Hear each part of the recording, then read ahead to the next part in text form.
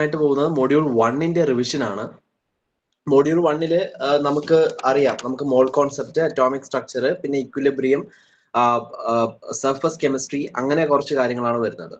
അപ്പോൾ ഇതില് ഏറ്റവും പ്രധാനപ്പെട്ട മോൾ കോൺസെപ്റ്റ് ആണ്. കാരണം മോൾ കോൺസെപ്റ്റിലാണ് നമ്മൾ കൂടുതലും പ്രോബ്ലംസ് ചെയ്യുന്നത്. കാരണം സിലബസിൽ തന്നെ സ്പെസിഫൈ ചെയ്തിട്ടുണ്ട് പ്രോബ്ലംസ് ചോദിക്കും, മോൾ കോൺസെപ്റ്റും അതിന്റെ റിലേറ്റഡ് പ്രോബ്ലംസും. അതുപോലെ തന്നെ മൊളാലിറ്റി അതിന്റെ റിലേറ്റഡ് പ്രോബ്ലംസ് ചോദിക്കും. സോ അങ്ങനെയുള്ള കാര്യങ്ങൾ നമുക്ക് കൂടുതൽ എംഫസൈസ് ചെയ്ത് നമുക്ക് പറഞ്ഞു പോവാം. അതിനുശേഷം ബാക്കി വരുന്ന കാര്യങ്ങളെല്ലാം തിയറീസ് ആണ്. അപ്പൊ തിയറീസ് മുഴുവനായിട്ട് നമുക്ക് 5 മൊഡ്യൂൾസും ലൈക്ക് 5 ചാപ്റ്റേഴ്സ്, ഈ മൊഡ്യൂൾ 1 5 ചാപ്റ്റേഴ്സ് ഉണ്ട്. അപ്പൊ ആ 5 ചാപ്റ്റേഴ്സ് നമുക്ക് ഡീറ്റെയിൽഡ് ആയിട്ട് പറഞ്ഞു പോകാനായിട്ടുള്ള ടൈം കിട്ടത്തില്ല. അതുകൊണ്ട് എല്ലാത്തിന്റെയും ബ്രീഫ് ആയിട്ടുള്ള ഒരു നോട്ട് ക്രിയേറ്റ് ചെയ്തിട്ടുണ്ട്. അതിനെ വെച്ചിട്ട് നമുക്ക് പറഞ്ഞു പോവാം. ജസ്റ്റ് പ്രധാനപ്പെട്ട കാര്യങ്ങൾ മാത്രം ഒന്ന് പറഞ്ഞു പോവാം. എന്നിട്ട് അതിനെ ബേസ് ചെയ്തിട്ടുള്ള ചെറിയൊരു MCQന്റെ ടെസ്റ്റ് നമുക്ക് ഈ ഒരു സെഷൻ കഴിഞ്ഞതിന് ശേഷം ഒരു ടെസ്റ്റ് ആയിട്ട് തന്നെ, കാരണം എക്സാം ആവാറായല്ലോ, ഒരു ടെസ്റ്റ് ആയിട്ട് തന്നെ അറ്റൻഡ് ചെയ്യാം. അപ്പൊ ലിങ്ക് ഞാൻ തരാം. ആ ലിങ്കിൽ കയറിയിട്ട് നിങ്ങൾക്ക് ഒരു 10 മിനിറ്റ്സിൽ അറ്റൻഡ് ചെയ്യാവുന്നതേ ഉള്ളൂ. അതിനുശേഷം ഇമ്മീഡിയറ്റ്ലി ആഫ്റ്റർ നിങ്ങൾ അത് സബ്മിറ്റ് ചെയ്ത് കഴിഞ്ഞാൽ തന്നെ നിങ്ങൾക്ക് മാർക്കും കാണാൻ പറ്റും. നെഗറ്റീവ് മാർക്കിങ്സ് തൽക്കാലം ഞാൻ സെറ്റ് ചെയ്തിട്ടില്ല. അപ്പൊ ഇത്രയും കാര്യങ്ങളാണ് ഇന്ന് നമ്മൾ ചെയ്യാനായിട്ട് പോകുന്നത്. അതിൽ ന്യൂമറിക്കൽസ് മാത്രമേ നമ്മൾ ചെയ്തു പോകുള്ളൂ. ബാക്കി ഡയറക്റ്റ് ആയിട്ട് ചോദിക്കുന്ന ഒബ്ജക്റ്റീവ് ടൈപ്പ് ക്വസ്റ്റ്യൻസ് എല്ലാം സ്വന്തമായിട്ട് MCQ ആ ടെസ്റ്റിൽ തന്നെയാണ് ഞാൻ ഉൾപ്പെടുത്തിയിട്ടുള്ളത്. ഓക്കെ, സോ നമുക്ക് ക്ലാസ് സ്റ്റാർട്ട് ചെയ്യാം. ആദ്യം തന്നെ മോൾ കോൺസെപ്റ്റ് ആണ്. സോ മോൾ കോൺസെപ്റ്റിൽ ഏറ്റവും പ്രധാനമായിട്ട് ബേസിക് ആയിട്ട് അറിഞ്ഞിരിക്കേണ്ട കാര്യങ്ങൾ നമുക്കൊന്ന് നോക്കി പോവാം. അപ്പോൾ ആദ്യം തന്നെ മോൾ കോൺസെപ്റ്റില് നമ്പർ ഓഫ് മോൾസിന്റെ കാൽക്കുലേഷൻ. ഞാൻ ഒരു നമ്പർ ഓഫ് മോൾസിനെ ഞാൻ n കൊണ്ട് ഡിനോട്ട് ചെയ്യാം. Let n B the number of moles. Okay,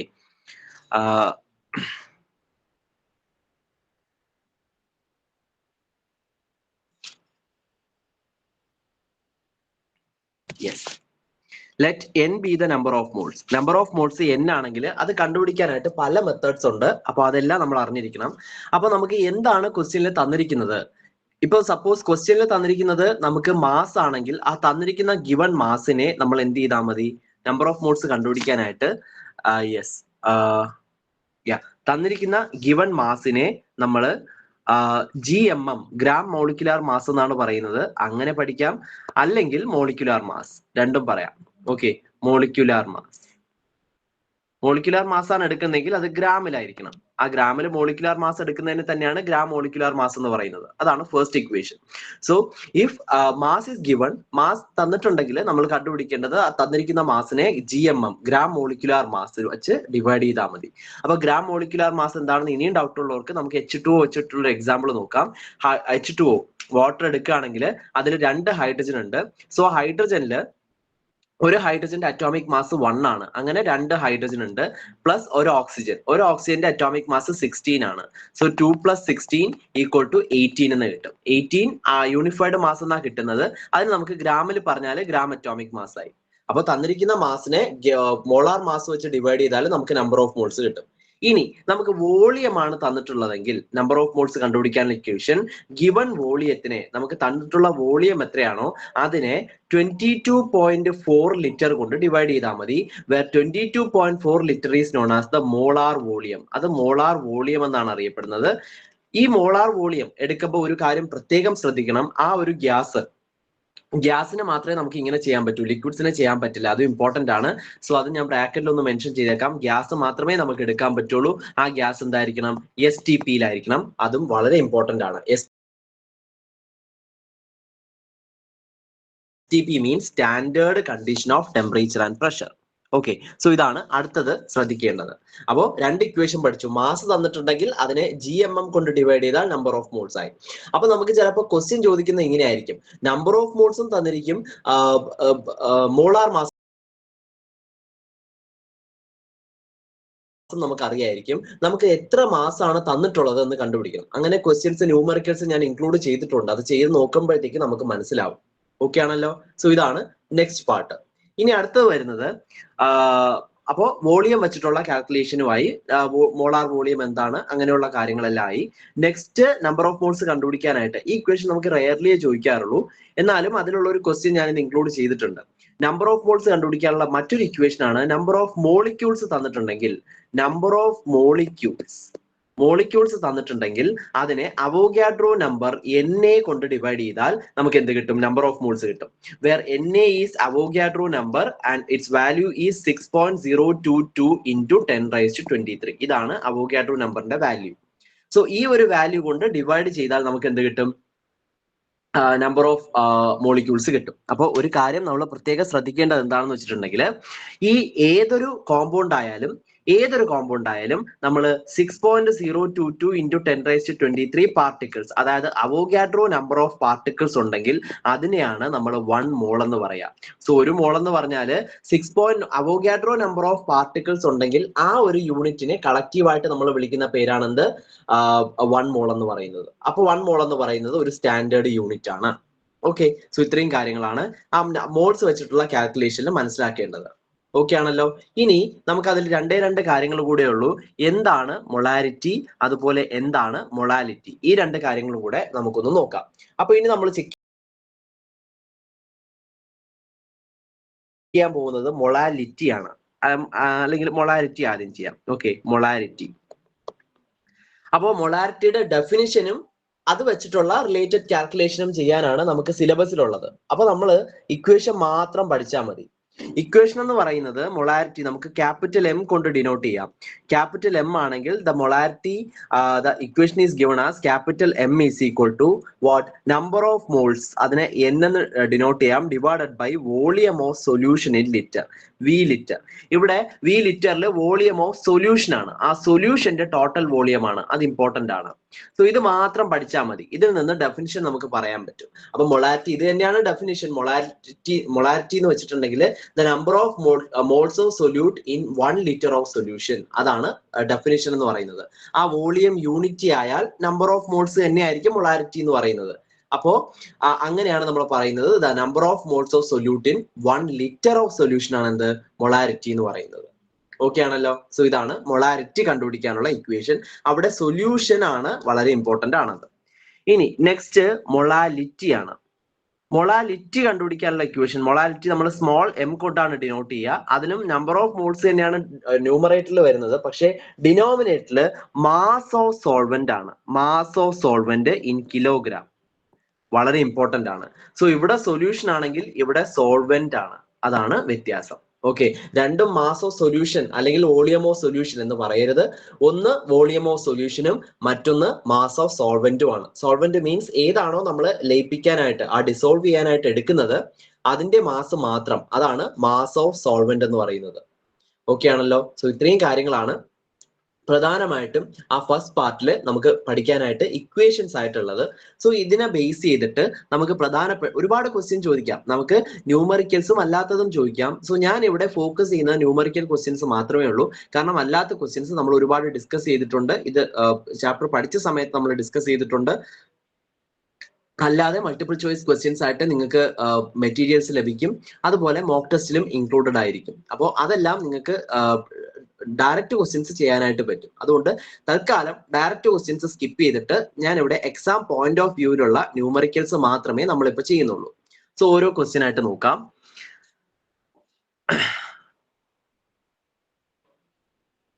ഇവിടെ ഒന്ന് റിപ്ലൈ ചെയ്താൽ നന്നായിരിക്കും. ഓക്കെ, സോ ഇവിടെ ഫസ്റ്റ് ക്വസ്റ്റ്യൻ എന്ന് പറയുന്നത് calculate the mass of sodium acetate required to make 500 ml of 0.375 molar acetate solution. Molar mass of sodium acetate is 82.02 gram. ഇത്രയും കാര്യങ്ങൾ തന്നിട്ടുണ്ട്. അപ്പൊ ഇവിടെ നമുക്ക് കണ്ടുപിടിക്കേണ്ടത്, അപ്പൊ നമുക്ക് ഇങ്ങനെ ക്വസ്റ്റ്യൻസ് വളരെ പയ്യെ വായിച്ചിട്ട് ചെയ്യാനുള്ള ടൈം ഒന്നും നമുക്ക് കിട്ടത്തില്ല. ഇവിടെ ഇതൊരു ക്ലാസ് ആയതുകൊണ്ട് മാത്രമാണ് ഇങ്ങനെ ചെയ്യുന്നത്. എക്സാമിനാകുമ്പോഴത്തേക്ക് കുറച്ചുകൂടെ നിങ്ങൾക്ക് ഒന്ന് സ്പീഡപ്പ് ആയിരിക്കണം. അപ്പൊ ഇവിടെ നമുക്ക് കണ്ടുപിടിക്കേണ്ടത് എന്താണ്? Calculate the mass of sodium acetate. നമുക്ക് കണ്ടുപിടിക്കേണ്ടത് സോഡിയം അസറ്റേറ്റിന്റെ മാസ് ആണ്. അപ്പൊ സോഡിയം അസറ്റേറ്റ് എന്താണ്, അതെന്താണ്, അതിന്റെ ഫോർമുല എന്താണ് എന്നൊന്നും നമ്മൾ അറിയേണ്ട കാര്യമില്ല. കാരണം ക്വസ്റ്റ്യനിൽ അവർ ഡയറക്റ്റ് ആയിട്ട് സോഡിയം അസറ്റേറ്റിന്റെ മോളിക്കുലാർ മാസ് അല്ലെങ്കിൽ മോളാർ മാസ് തന്നിട്ടുണ്ട്. 82.02 ആണ്. അപ്പൊ ഞാൻ തന്നിട്ടുള്ള കാര്യങ്ങൾ ഇവിടെ സൈഡിലോട്ടൊന്നും എടുത്തെഴുതാണ്. Molar mass M = 82.02 gram. Okay, നമുക്ക് ഒബ്ജക്റ്റീവ് ടൈപ്പ് ക്വസ്റ്റ്യൻ ആണ്. അപ്പൊ അതെങ്ങനെ നോക്കി ചെയ്യണമെന്ന് ഞാനിപ്പോ പറഞ്ഞുതരാം. നെക്സ്റ്റ്, അപ്പൊ ഇത് അതിന്റെ മോളാർ മാസ് ആണ്. ഇനി നമുക്ക് തന്നിട്ടുള്ളത് വോളിയം ഓഫ് സൊല്യൂഷൻ തന്നിട്ടുണ്ട്. വോളിയം എന്ന് പറയുന്നത് 500 ml ആണ്. Okay 500 ml. അപ്പൊ വോളിയമായി. ഇനി തന്നിട്ടുള്ളത് മൊളാരിറ്റി ആണ്. മൊളാരിറ്റിയും ക്യാപിറ്റൽ എം ആണല്ലോ, അപ്പൊ ഞാൻ അത് എഴുതാം. ഓക്കെ, മൊളാരിറ്റി തന്നിട്ടുണ്ട്. Molarity is equal to 0.375 molar. Molarity തന്നിട്ടുണ്ട്. അങ്ങനെയാണെങ്കിൽ നമ്മൾ മാസ് കണ്ടുപിടിക്കുക എന്നാണ് ക്വസ്റ്റ്യൻ. ഇനി നമ്മൾ നോക്കേണ്ടത് നമ്മുടെ ഓപ്ഷൻസിലോട്ടാണ്. ഓപ്ഷൻസിലോട്ട് ഒന്ന് നോക്കിയേ. ഓപ്ഷൻസ് 12.34, 15.38, 18.21, 20.45 ഇങ്ങനെയാണ് ഓപ്ഷൻസ് തന്നിരിക്കുന്നത്.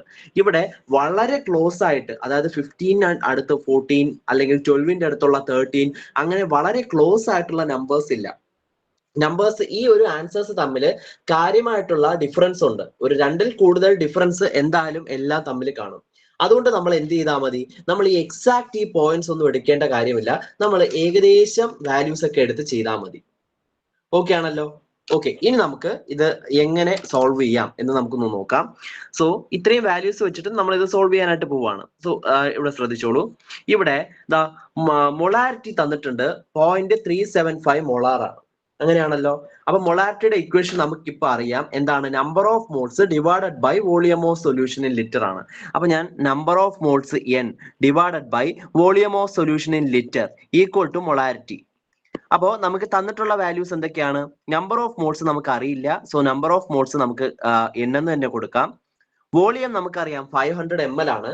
ഡയറക്റ്റ് ആയിട്ട് ചിലപ്പോൾ 500 എന്ന് എഴുതാനുള്ള ഒരു ടെൻഡൻസി വരും, കാരണം ലിമിറ്റഡ് ടൈം ഒക്കെ ഉള്ളൂ. സോ നമുക്ക് അങ്ങനെയൊക്കെയുള്ള ഒരു ടെൻഡൻസി വരും. പക്ഷേ ml അല്ല, പ്രത്യേകം ഇക്വേഷനിൽ പറയുന്നുണ്ട് വോളിയം ഓഫ് സൊല്യൂഷൻ ലിറ്ററിലായിരിക്കണമെന്ന്. സോ നമുക്ക് ഇവിടെ എന്തെടുക്കാം?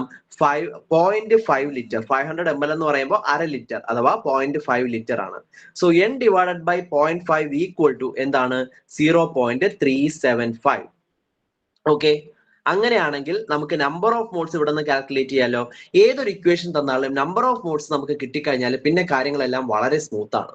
അപ്പൊ നമുക്ക് ഇവിടെ നിന്ന് നമ്മൾ ഇനി കാൽക്കുലേറ്റ് ചെയ്യാൻ പോകുന്നത് നമ്പർ ഓഫ് മോൾസ് ആണ്. So number of moles n equal to എന്താണ്? 0.375 ഇൻറ്റു 0.5 ഇങ്ങനെ നമുക്ക് മൾട്ടിപ്ലൈ ചെയ്തെടുക്കാം.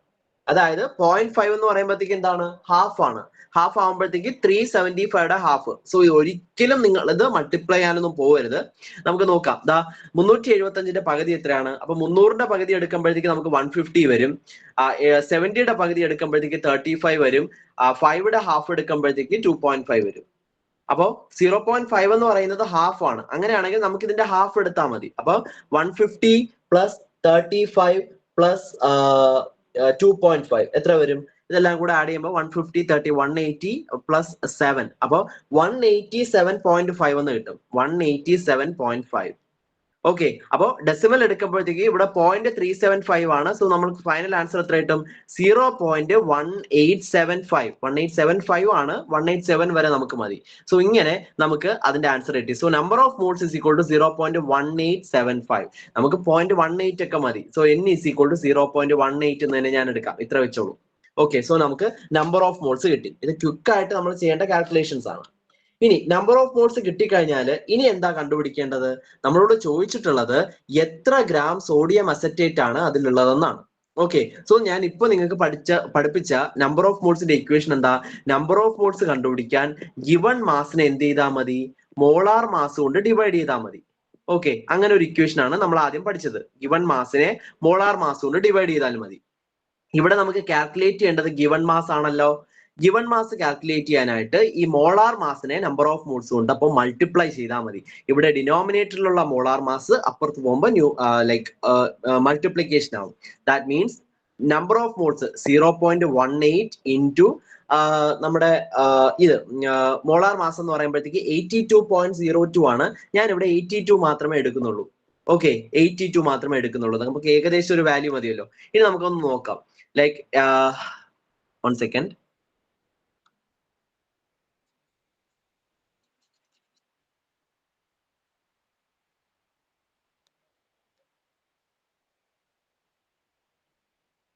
യെസ്, ഇനി നമുക്ക് നോക്കാം. അപ്പൊ നമ്മുടെ ആൻസർ 82 ഇൻറ്റു 18. നമുക്ക് ഏകദേശ വാല്യൂ ഇങ്ങനെ കിട്ടും. അപ്പൊ നമുക്ക് ഒന്ന് നോക്കിയാലോ. ലൈക്ക് ഇത് 16 ആണ്. 65 ഇവിടെ 2 8. സോ ആൻസർ ചെയ്യുമ്പോഴത്തേക്ക് നമുക്ക് 6 5 + 2 7, ഇത് ഏകദേശം ഒരു 14 വരും. ഓക്കെ, സോ നമ്മുടെ ആൻസർ എന്ന് പറയുന്നത് ഏകദേശം 14.76 ആണ്. ഓക്കെ, ഇനി നമുക്ക് ആ ഒരു ആൻസറിലോട്ട് പോവാം. ആൻസറിലോട്ട് പോകുമ്പോഴത്തേക്ക് നമുക്ക് ഈ 14.76 അടുത്ത ഒരു വാല്യൂ, ഏറ്റവും അടുത്ത വാല്യൂ എന്ന് പറയുന്നത് 15.38 ആണ്. കാരണം നമ്മൾ ഒരുപാട് എന്ത് ചെയ്തിട്ടുണ്ട്, റീ അറേഞ്ച്മെന്റ്സ്, ലൈക്ക് നമ്മൾ കുറെ ഡെസിമൽ പ്ലേസ് നമ്മൾ സ്കിപ്പ് ചെയ്തിട്ടുണ്ട്. അപ്പോൾ അതിൻ്റെതായിട്ടുള്ള ഒരു ചെറിയ ചേഞ്ച് നമ്മുടെ ആൻസറിൽ കാണിക്കും. സോ ഏറ്റവും അടുത്ത ആൻസർ എന്ന് പറയുന്നത് 15.38 grams ആണ്. അതുകൊണ്ട് നമുക്ക് ആ ആൻസർ ചൂസ് ചെയ്യാം. So the answer is 15.38 grams. അപ്പോൾ ഇങ്ങനെയാണ് ആൻസർ കണ്ടുപിടിക്കുക. സോ ഏതൊരു കാര്യം തന്നാലും ഇതേപോലുള്ള ക്വസ്റ്റ്യൻസ് ചോദിക്കുകയാണെങ്കിൽ നമ്മൾ ഏറ്റവും ആദ്യം കണ്ടുപിടിക്കേണ്ടത് നമ്പർ ഓഫ് മോൾസ് ആണ്.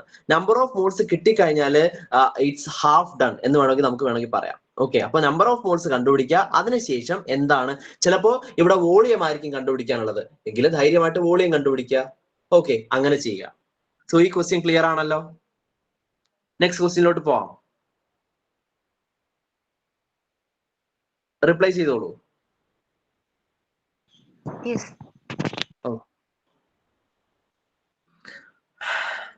ഒരു സെക്കൻഡ്.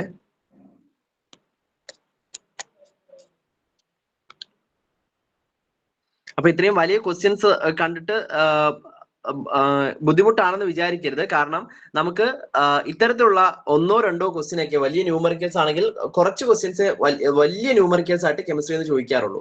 അപ്പോൾ ചില ക്വസ്റ്റ്യൻസ് നമുക്ക് ജസ്റ്റ് ഒന്ന് വായിക്കുമ്പോൾ തന്നെ എന്ത് ചെയ്യാൻ പറ്റും, ആൻസർ ചെയ്യാനായിട്ട് പറ്റും. സോ അവിടെ 1 മിനിറ്റ് നമുക്ക് ഒരു മിനിറ്റ് തന്നെ നമുക്ക് ആവശ്യമായിട്ട് വരില്ല. അപ്പോൾ അവിടെ നമുക്ക് മിസ്സായി എക്സ്ട്രാ കിട്ടുന്ന ടൈം നമുക്ക് ഈ ക്വസ്റ്റ്യനിൽ ഇൻവെസ്റ്റ് ചെയ്താൽ മതി. അങ്ങനെ ഒരു ബാലൻസ്ഡ് ആയിട്ട് കൊണ്ടുപോകണം. അത് മാക്സിമം മോക്ക് ടെസ്റ്റ് ചെയ്ത് ആ ഒരു ടൈം മാനേജ്മെന്റ് പഠിക്കേണ്ടതാണ്. ഓക്കെ, സോ നെക്സ്റ്റ് ക്വസ്റ്റ്യൻ എന്ന് പറയുന്നത് you have 250 grams of sucrose. Sucrose ഇവിടെ അതിന്റെ ഫോണ്ട് കുറച്ച് ഡിഫറെന്റ് ആണ്. ഇറ്റ്സ് സൂക്രോസ് എന്ന് പറയുമ്പോൾ ഇറ്റ്സ് C12. എല്ലാം സബ്സ്ക്രിപ്റ്റ് ആയിട്ടാണ് വരുന്നത്. അങ്ങനെ ടൈപ്പ് ചെയ്തപ്പോൾ അതിന്റെ കൂടെ ആയിപ്പോയതാണ്. C12 H22O11 ഇതാണ് സൂക്രോസ് എന്ന് പറയുന്നത്. ഇതിന്റെ എന്ത് തന്നിട്ടുണ്ട്, 250 grams ഉണ്ട്. സോ ഇതിന്റെ ഗിവൺ മാസ് ആണ് 250 grams. Okay, find the numerical values of number of moles, molarity. എല്ലാ ക്വസ്റ്റ്യനും ക്ലബ് ചെയ്യിപ്പിച്ചിട്ടുള്ള ഒരു ക്വസ്റ്റ്യൻ ആണ്. ഇവിടെ നമുക്ക് ന്യൂമറിക്കൽ വാല്യൂസ് മാത്രം മതി. മൊളാലിറ്റിയുടെ ഒക്കെ ന്യൂമറിക്കൽ വാല്യൂസ് മാത്രം മതി. സോ നമുക്കൊന്ന് ചെയ്തു നോക്കാം. ഞാൻ നിങ്ങളോട് പറഞ്ഞത് ഏതൊരു കാര്യം തന്നിട്ടുണ്ടെങ്കിലും first we have to find out the number of molecules. So ഇവിടെ നമ്പർ ഓഫ് മോളിക്യൂൾ കണ്ടുപിടിക്കാനായിട്ട് തന്നിട്ടുള്ളത് മാസ് ആണ്. സോ ഏത് ഇക്വേഷൻ നമ്മൾ ഉപയോഗിക്കേണ്ടത്,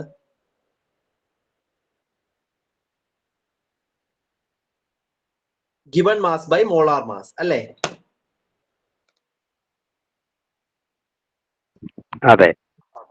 ഓക്കെ, അപ്പോ നമുക്ക് മാസ് തന്നിട്ടുണ്ട് 250 gram ആണ്. മോളാർ മാസ് എത്രയാണെന്ന് അറിയില്ല, പക്ഷെ അവര് ക്വസ്റ്റ്യനിൽ തന്നെ നമ്മുടെ ഫോർമുല തന്നിട്ടുണ്ട്. സോ ആ ഫോർമുല വെച്ചിട്ട് we have to find out the molar mass. So ഇവിടെ കാർബൺ 12 ആണ്. മോളാർ മാസ് ആണ് കണ്ടുപിടിക്കാൻ പോകുന്നത്. മോളാർ മാസ് കണ്ടുപിടിക്കാനായിട്ട് ഞാൻ M എന്ന് തന്നെ ഡിനോട്ട് ചെയ്യാം. കാർബൺ 12 ആണ്. സോ അത്തരത്തിലുള്ള 12 കാർബൺ ആണ് ഉള്ളത്. Okay, C12. അപ്പോൾ കാർബന്റെ അറ്റോമിക് മാസും 12 ആണ്. അത് 12 എണ്ണം ഉണ്ട്. സോ 12 × 12. എക്സാം ആൻസർ ചെയ്യുമ്പോൾ ഇങ്ങനെയൊന്നും ഡീറ്റെയിൽഡ് ആയിട്ട് എഴുതാൻ നിൽക്കരുത്. ഡയറക്റ്റ് ആയിട്ട് അങ്ങ് എഴുതി പോവാം. ഇത് മനസ്സിലാവാൻ വേണ്ടി പറയുന്നതാണ്. നെക്സ്റ്റ് ഹൈഡ്രജൻ ആണ്. ഹൈഡ്രജന്റെ അറ്റോമിക് മാസ് 1 ആണ്. അങ്ങനത്തെ 22 ഹൈഡ്രജൻ ഉണ്ട്. പ്ലസ് ഓക്സിജന്റെ അറ്റോമിക് മാസ് 16 ആണ്. അങ്ങനത്തെ എത്ര എണ്ണം ഉണ്ട്, 11 ഓക്സിജൻ ആണ് ഉള്ളത്. ഓക്കെ ആണല്ലോ. സോ ഇവിടെ നിന്ന് 12ന്റെ സ്ക്വയർ എന്ന് പറയുമ്പോഴത്തേക്ക് 144 ആണ്. പ്ലസ് 22 ആണ്. പ്ലസ് 16 × 11. അതൊന്ന് ചെയ്ത് നോക്കണം. 16 × 11 ചെയ്യുമ്പോൾ ഇവിടെ ഈസിയാണ്. ലൈക്ക് 6-1 എന്ന് തന്നെ കിട്ടും. അതിന്റെ താഴെയും വീണ്ടും 6-1 എന്ന് തന്നെ കിട്ടും. ലൈക്ക് അപ്പോ 6 ഇവിടെ 7 ഇവിടെ 176 എന്ന് കിട്ടും. അപ്പൊ ഇതെല്ലാം കൂടെ നമുക്ക് ഒന്ന് ആഡ് ചെയ്ത് നോക്കാം. ഇതെല്ലാം കൂടെ ആഡ് ചെയ്യുമ്പോഴത്തേക്ക് നമുക്ക് അപ്രോക്സിമേറ്റ്ലി വരുന്നത് 140യും 170യും 20യും കൂടെ നമുക്ക് ആദ്യം ആഡ് ചെയ്യാം. അത് ആഡ് ചെയ്യുമ്പോഴത്തേക്ക് നമുക്കൊരു 330 കിട്ടും. 330 പ്ലസ് ഇവിടെ ഒരു 2 ഉണ്ട്, ഇവിടെ ഒരു 4 ഉണ്ട്, ഇവിടെ ഒരു 6 ഉണ്ട്. അപ്പം ഇതെല്ലാം കൂടെ ചെയ്യുമ്പോൾ നമുക്ക് എത്ര കിട്ടും, ഒരു 342 റേഞ്ചിൽ നമുക്ക് ആൻസർ കിട്ടും. നമുക്കൊരു ഏകദേശ വാല്യൂ മതി. അപ്പോ ഇത് ആഡ് ചെയ്യുമ്പോൾ കിട്ടുന്നത് ഒരു 342 ആണ്. യെസ്, അപ്പൊ 342 grams നമുക്ക് കിട്ടി. ഇനി അപ്പോ നമുക്ക് എന്തായി, മോളാർ മാസ് ആയിട്ടുണ്ട്. ഇനി നമുക്ക് കാൽക്കുലേറ്റ് ചെയ്യേണ്ടത് നമ്പർ ഓഫ് മോൾസ് ആണ്. ഞാൻ പറഞ്ഞു എന്ത് കണ്ടുപിടിക്കണമെങ്കിൽ അത് വേണം. സോ നമുക്ക് നമ്പർ ഓഫ് മോൾസ് കാൽക്കുലേറ്റ് ചെയ്യാം. ഞാൻ കുറച്ച് മാറ്റി എഴുതാം. അപ്പൊ ഗിവൺ മാസ് എന്ന് പറയുന്നത് n ഈസ് ഈക്വൽ ടു 250 ആണ്, ഡിവൈഡഡ് ബൈ മോളാർ മാസ് എന്ന് പറയുന്നത് 342 ആണ് നമുക്ക് കിട്ടിയത്. നമുക്ക് തൽക്കാലം ഒരു 340 ഒക്കെ എടുത്താൽ മതി. ഓക്കെ, എന്നിട്ട് അങ്ങ് ക്യാൻസൽ ചെയ്തേക്കാം. ക്യാൻസൽ ചെയ്യുമ്പോഴത്തേക്ക് ഏകദേശമാണ്, ഷാർപ്പ് അല്ല കേട്ടോ. ലൈക്ക് നമുക്ക് വരുന്നത് 25/34 ആണ്. ഓക്കെ, സോ 25/34 നമുക്ക് എത്ര കിട്ടുമെന്ന് ഒന്ന് ജസ്റ്റ് ഒന്ന് കാൽക്കുലേറ്റ് ചെയ്തേക്കാം. 25/34 അപ്പൊ എന്തായാലും 0 കൊടുക്കണം. 0 കൊടുക്കുമ്പോഴത്തേക്ക് 34 ഇൻറ്റു നമുക്ക് 34 വേണ്ട, 30 എടുക്കാം. 30 എടുക്കുമ്പോഴത്തേക്ക് 7 3s are 21. അങ്ങനെയാണെങ്കിൽ എന്തായിരിക്കും 34 ഇൻറ്റു 7 തന്നെയായിരിക്കും 250യുടെ താഴെ വരുന്ന നമ്പർ എന്ന് പറയുന്നത്. നമുക്ക് ജസ്റ്റ് ഒന്ന് നോക്കാം. 34 ഇൻറ്റു 7 അത് തന്നെ ആയിരിക്കും. കാരണം 30 ആണ് എടുക്കുന്നെങ്കിൽ 8 3s are 24 വരും. അപ്പൊ 240 വരും. 240 കഴിഞ്ഞിട്ട് നമുക്ക് ആക്ച്വലി 34 ആണ്, 30 അല്ല. സോ 240 പ്ലസ് ഒരു എന്താ പറയാ 7 ഇൻറ്റു 4 ഒരു 28 കൂടെ വരും. അപ്പോൾ അതൊരിക്കലും വരില്ല. അപ്പോൾ 7 തന്നെ ആയിരിക്കും. സോ 0.7 തന്നെ കിട്ടും. So number of moles is equal to 0.7. ഏകദേശം നമുക്ക് അപ്രോക്സിമേറ്റ്ലി അത്രയും വാല്യൂ കാൽക്കുലേറ്റ് ചെയ്താൽ മതി. നമ്പർ ഓഫ് മോൾസ് 0.7 ആണ്. ആ നമ്പർ ഓഫ് മോൾസ് 0.7 വരുന്ന അവിടെ വെച്ച് നമ്മൾ നിർത്തണം. കാരണം നമുക്ക് നമ്പർ ഓഫ് മോൾസ്, മൊളാലിറ്റി ഇത്രയും കണ്ടുപിടിക്കാനാണ് പറഞ്ഞിരിക്കുന്നത്. സോ നമ്മൾ മൂന്നും കൂടെ കണ്ടുപിടിച്ച് നമ്മളെ സമയം കളയരുത്. എന്നിട്ട് നമുക്ക് ഓപ്ഷനിലോട്ട് ഒന്ന് പോയി നോക്കാം. ഓപ്ഷനിലോട്ട് പോകുമ്പോൾ ഓപ്ഷൻ എന്ന് പറയുന്നത് 0.60 ഉണ്ട്, 0.73, 0.85, 0.90. അപ്പോൾ ഇവിടെ നിന്ന് തന്നെ ഒബ്വിയസ് ആണ് 0.7 ആണ് നമുക്ക് കിട്ടിയത്. അപ്പൊ 0.73 ആയിരിക്കും ആൻസർ. അപ്പൊ നമുക്ക് ഡയറക്റ്റ് ആയിട്ട് ഇത് തന്നെ അങ്ങ് കർപ്പിക്കാം. ഓക്കെ, ഇത് തന്നെ അങ്ങ് മാർക്ക് ചെയ്യാം. ഇത് തന്നെ ആയിരിക്കും ആൻസർ. അപ്പോൾ നമ്മൾ മറ്റേത് മൊളാലിറ്റിയും കൂടെ കണ്ടുപിടിച്ച് നിന്നാൽ നമ്മുടെ ആ സമയം പോകും. അതുകൊണ്ടാണ് ഞാൻ പറഞ്ഞത് ക്വസ്റ്റ്യൻ മാത്രം വായിച്ച് ആൻസർ ചെയ്യാൻ നിൽക്കരുത്, ഓപ്ഷനും കൂടെ വായിച്ചിട്ട് ആൻസർ ചെയ്യാനായിട്ട് നിൽക്കുക. എങ്കിലേ നിങ്ങൾക്ക് കറക്റ്റ് ആയിട്ട് എന്ത് ചെയ്യാൻ പറ്റുള്ളൂ, അതിനനുസരിച്ചുള്ള അഡ്ജസ്റ്റ്മെന്റ് ചെയ്യാൻ പറ്റുള്ളൂ. ഇനി നമുക്ക് എങ്ങനെയാണ് മൊളാലിറ്റിയും കൂടെ കാൽക്കുലേറ്റ് ചെയ്യേണ്ടതെന്നും കൂടെ ഒന്ന് നോക്കാം. അപ്പൊ നമ്പർ ഓഫ് മോൾസ് ഇവിടെ ആയല്ലോ. നമ്പർ ഓഫ് മോൾസ് ഇവിടെ ആയിട്ടുണ്ട്. നമ്പർ ഓഫ് മോൾസും തന്നിട്ടുണ്ട്. ദാ ഇവിടെ 500 ml ആണ്, അതിന്റെ വോളിയവും തന്നിട്ടുണ്ട്. ഓക്കെ, അപ്പം മൊളാരിറ്റി കണ്ടുപിടിക്കാനുള്ള equation m is equal to എന്താണ്, number of moles divided by volume of solution in litre. അപ്പൊ നമ്പർ ഓഫ് മോൾസ് എന്ന് പറയുന്നത് 0.7 ആയിട്ട് എടുക്കാം. വോളിയം ഓഫ് സൊല്യൂഷൻ എന്ന് പറയുമ്പോൾ ഈ ബോക്സിനകത്താണ് എഴുതുന്നത്, കാണാൻ കൺഫ്യൂഷൻ വരരുത്. ഓക്കെ, അപ്പൊ 0.7 divided by volume of solution എന്ന് പറയുന്നത് 500 ml, അതായത് ഹാഫ് ലിറ്റർ. ആ ഹാഫിന്റെ 2 അങ്ങ് മുകളിൽ പോകുമ്പോഴത്തേക്ക് എന്താവും, ഇരട്ടിയാവും. 0.7ന്റെ ഇരട്ടി 1.4 ആണ്. സോ മൊളാരിറ്റി 1.4 കിട്ടി. ഇനി മൊളാലിറ്റി കണ്ടുപിടിക്കുന്നത് എങ്ങനെയാണ്? മൊളാലിറ്റിയുടെ ഇക്വേഷൻ നമുക്കറിയാം. Volume of mass of solvent in kilogram ആണ് ഡിനോമിനേറ്ററിൽ വരുന്നത്. സോ ഇവിടെ മാസ് തന്നിട്ടില്ല. മാസ് തന്നിട്ടില്ലെങ്കിൽ നമ്മൾ എങ്ങനെയാണ് മൊളാലിറ്റി കണ്ടുപിടിക്കുക? ഡേറ്റാസ് ഇൻസഫിഷ്യന്റ് അല്ലേ എന്ന് വിചാരിക്കരുത്. ഇവിടെ എല്ലാം നമ്മൾ ഇത്തരത്തിലുള്ള ക്വസ്റ്റ്യൻസ്, അപ്പോൾ ഇത് വളരെയധികം ശ്രദ്ധിക്കുക. ഇങ്ങനെയുള്ള ക്വസ്റ്റ്യൻസും വരാം. നമുക്ക് ഡയറക്റ്റ് ആയിട്ട് മാസ് തന്നിരിക്കില്ല. സോ നമുക്ക് ഇത് ചെയ്യാനുള്ള ഒരു വഴി എന്ന് പറയുന്നത്, ഇങ്ങനെയുള്ള സൊല്യൂഷൻസ് എല്ലാം അക്വസ് സൊല്യൂഷൻസ് ആയിരിക്കും, വാട്ടറിൽ ഉള്ള സൊല്യൂഷൻസ് ആയിരിക്കും. അതായത് ഇവിടുത്തെ സോൾവെന്റ് എന്ന് പറയുന്ന ആരായിരിക്കും? വാട്ടർ തന്നെ ആയിരിക്കും, വേറെ ആരും ആയിരിക്കത്തില്ല. ഈ വാട്ടറിന് ഒരു പ്രത്യേകതയുണ്ട്. വാട്ടറിന്റെ ഡെൻസിറ്റി 1000 ആണ്. വാട്ടറിന്റെ ഡെൻസിറ്റി 1000 ആണ് എന്ന് പറഞ്ഞാൽ എന്താണ് അതിന്റെ മീനിങ്? വാട്ടറിന്റെ 1 ml വാട്ടർ എടുത്താൽ അതിന്റെ മാസ് എന്ന് പറയുന്നത് 1 ഗ്രാം ആയിരിക്കും. അതായത് 1000 ml വാട്ടർ, 1000 ml എന്ന് പറയുമ്പോൾ 1 ലിറ്റർ അല്ലേ? അതായത് 1 ലിറ്റർ വാട്ടർ എടുത്താൽ തീർച്ചയായിട്ടും അത് 1000 ഗ്രാം, അതായത് 1 കിലോഗ്രാം ആയിരിക്കും. അതായത് 1 ലിറ്റർ വാട്ടർ, പ്യുവർ വാട്ടർ എടുക്കുകയാണെങ്കിൽ അതിന്റെ മാസ് എത്രയായിരിക്കും? 1 കിലോഗ്രാം തന്നെ ആയിരിക്കും. കാരണം വാട്ടറിന്റെ ഡെൻസിറ്റി എന്ന് പറയുന്നത് 1000 ആണ്. അപ്പോൾ ഇങ്ങനെയാണ് നമ്മൾ കണക്ട് ചെയ്യേണ്ടത്. അങ്ങനെയാണെങ്കിൽ നമുക്ക് അതുകൂടെ ഒന്ന് കണ്ടുപിടിക്കാം. നമ്പർ ഓഫ് മോൾസ് 0.7 ആണ്. മാസ് ഓഫ് സൊല്യൂഷൻ എന്ന് പറയുന്നത്, സോൾവെന്റ് എന്ന് പറയുന്നത് കിലോഗ്രാമിലാണ്. അപ്പൊ 500 ml, 1/2 ലിറ്ററേ ഉള്ളൂ. അപ്പൊ 1 ലിറ്ററിന് 1 കിലോഗ്രാം ആണെങ്കിൽ 1/2 ലിറ്ററിന് എത്രയായിരിക്കും? തീർച്ചയായിട്ടും 1/2 കിലോഗ്രാം, ഹാഫ് ലിറ്റർ ആയിരിക്കും. 2 മുകളിൽ പോകുന്നു, അപ്പൊ 1.4 തന്നെ ഇവിടെയും കിട്ടും. ഓക്കെ ആണല്ലോ. സോ അങ്ങനെ നമുക്ക് മൊളാലിറ്റിയും കാൽക്കുലേറ്റ് ചെയ്തെടുക്കാം. സോ ഇവിടെ യൂണിറ്റ് ഒന്നും നമുക്ക് സ്പെസിഫൈ ചെയ്യാനില്ല. ക്വസ്റ്റ്യനിൽ തന്നെ അവർ പറഞ്ഞിട്ടുണ്ട് ന്യൂമറിക്കൽ വാല്യൂസ് മാത്രം എടുത്താൽ മതി എന്ന്. സോ ന്യൂമറിക്കൽ വാല്യൂസ് മാത്രം എടുക്കുമ്പോൾ നമുക്ക് ഇത് ഇങ്ങനെ കിട്ടും. ഈ അവസാനം ചെയ്ത 2 സ്റ്റെപ്പ് ചെയ്ത് നമ്മൾ സമയം കളയേണ്ട ഒരു ആവശ്യവും ഇല്ല. നമ്പർ ഓഫ് മോൾസ് കാൽക്കുലേറ്റ് ചെയ്യുമ്പോൾ തന്നെ നമുക്ക് ആൻസർ പിടികിട്ടും. എന്നാലും ജസ്റ്റ് എങ്ങനെയാണ് അത് ചെയ്യേണ്ടത് എന്ന് മനസ്സിലാക്കാനായിട്ടാണ് ഈ ഒരു പ്രോബ്ലം ഇവിടെ ചെയ്തത്. ഓക്കെ, ഇത് മറ്റൊരു ടൈപ്പ് ഓഫ് ക്വസ്റ്റ്യൻ ആണ്. ഇനി അടുത്ത ക്വസ്റ്റ്യൻ, അപ്പൊ ഇത് ക്ലിയർ ആയല്ലോ?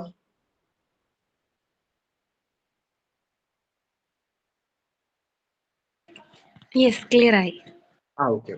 ഇനി അടുത്ത ഒരു ക്വസ്റ്റ്യൻ എന്ന് പറയുന്നത്, you have solution containing 0.8 moles of sodium chloride. ഭാഗ്യം, അവിടെ 0.8 moles number of moles direct ആയിട്ട് തന്നിട്ടുണ്ട്.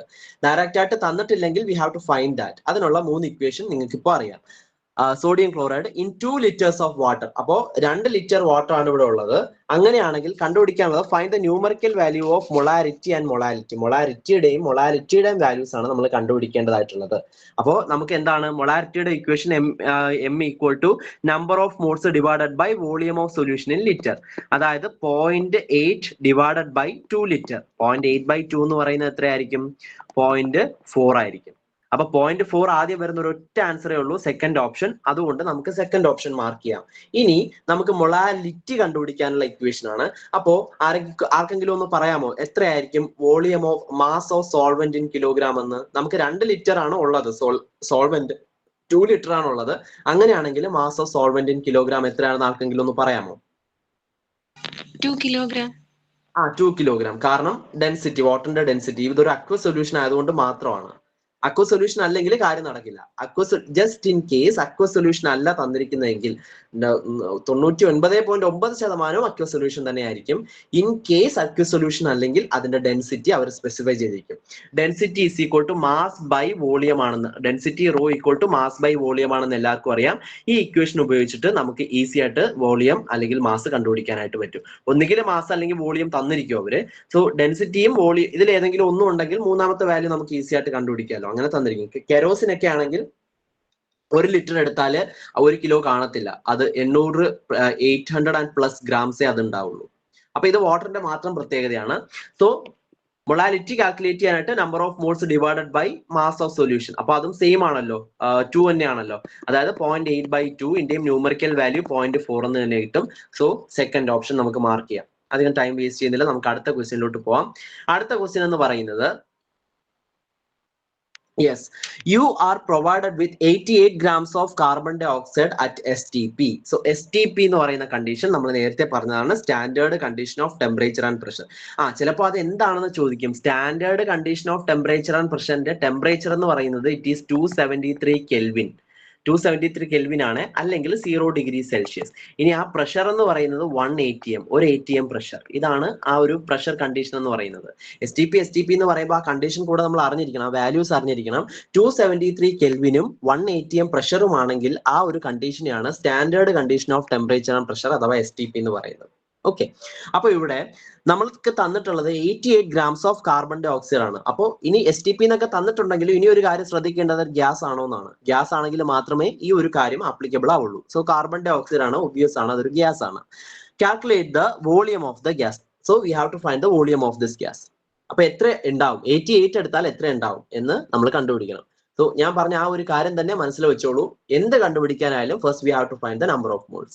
നമ്പർ ഓഫ് മോൾസ് കണ്ടുപിടിക്കാനായിട്ട് ഇവിടെ അവർ തന്നിട്ടുള്ളത് അതിന്റെ മാസ് ആണ്. സോ മാസ് തന്നിട്ടുണ്ടെങ്കിൽ നമ്പർ ഓഫ് മോൾസ് കണ്ടുപിടിക്കാനുള്ള ഇക്വേഷൻ ഗിവൺ മാസ്, ഞാൻ ഇക്വേഷൻ എഴുതുന്നില്ല, ഡയറക്റ്റ് ആയിട്ട് സബ്സ്റ്റിറ്റ്യൂട്ട് ചെയ്യാണ്. Given mass 88 divided by molar mass of CO2. എല്ലാവർക്കും അറിയാമായിരിക്കും, എന്നാലും അറിഞ്ഞുകൂടാത്തവർക്ക് വേണ്ടിയിട്ട് നമുക്കൊന്ന് ചെയ്യാം. CO2 കാർബൺ ഡൈ ഓക്സൈഡ് എന്ന് പറയുമ്പോൾ CO2 ആണ്.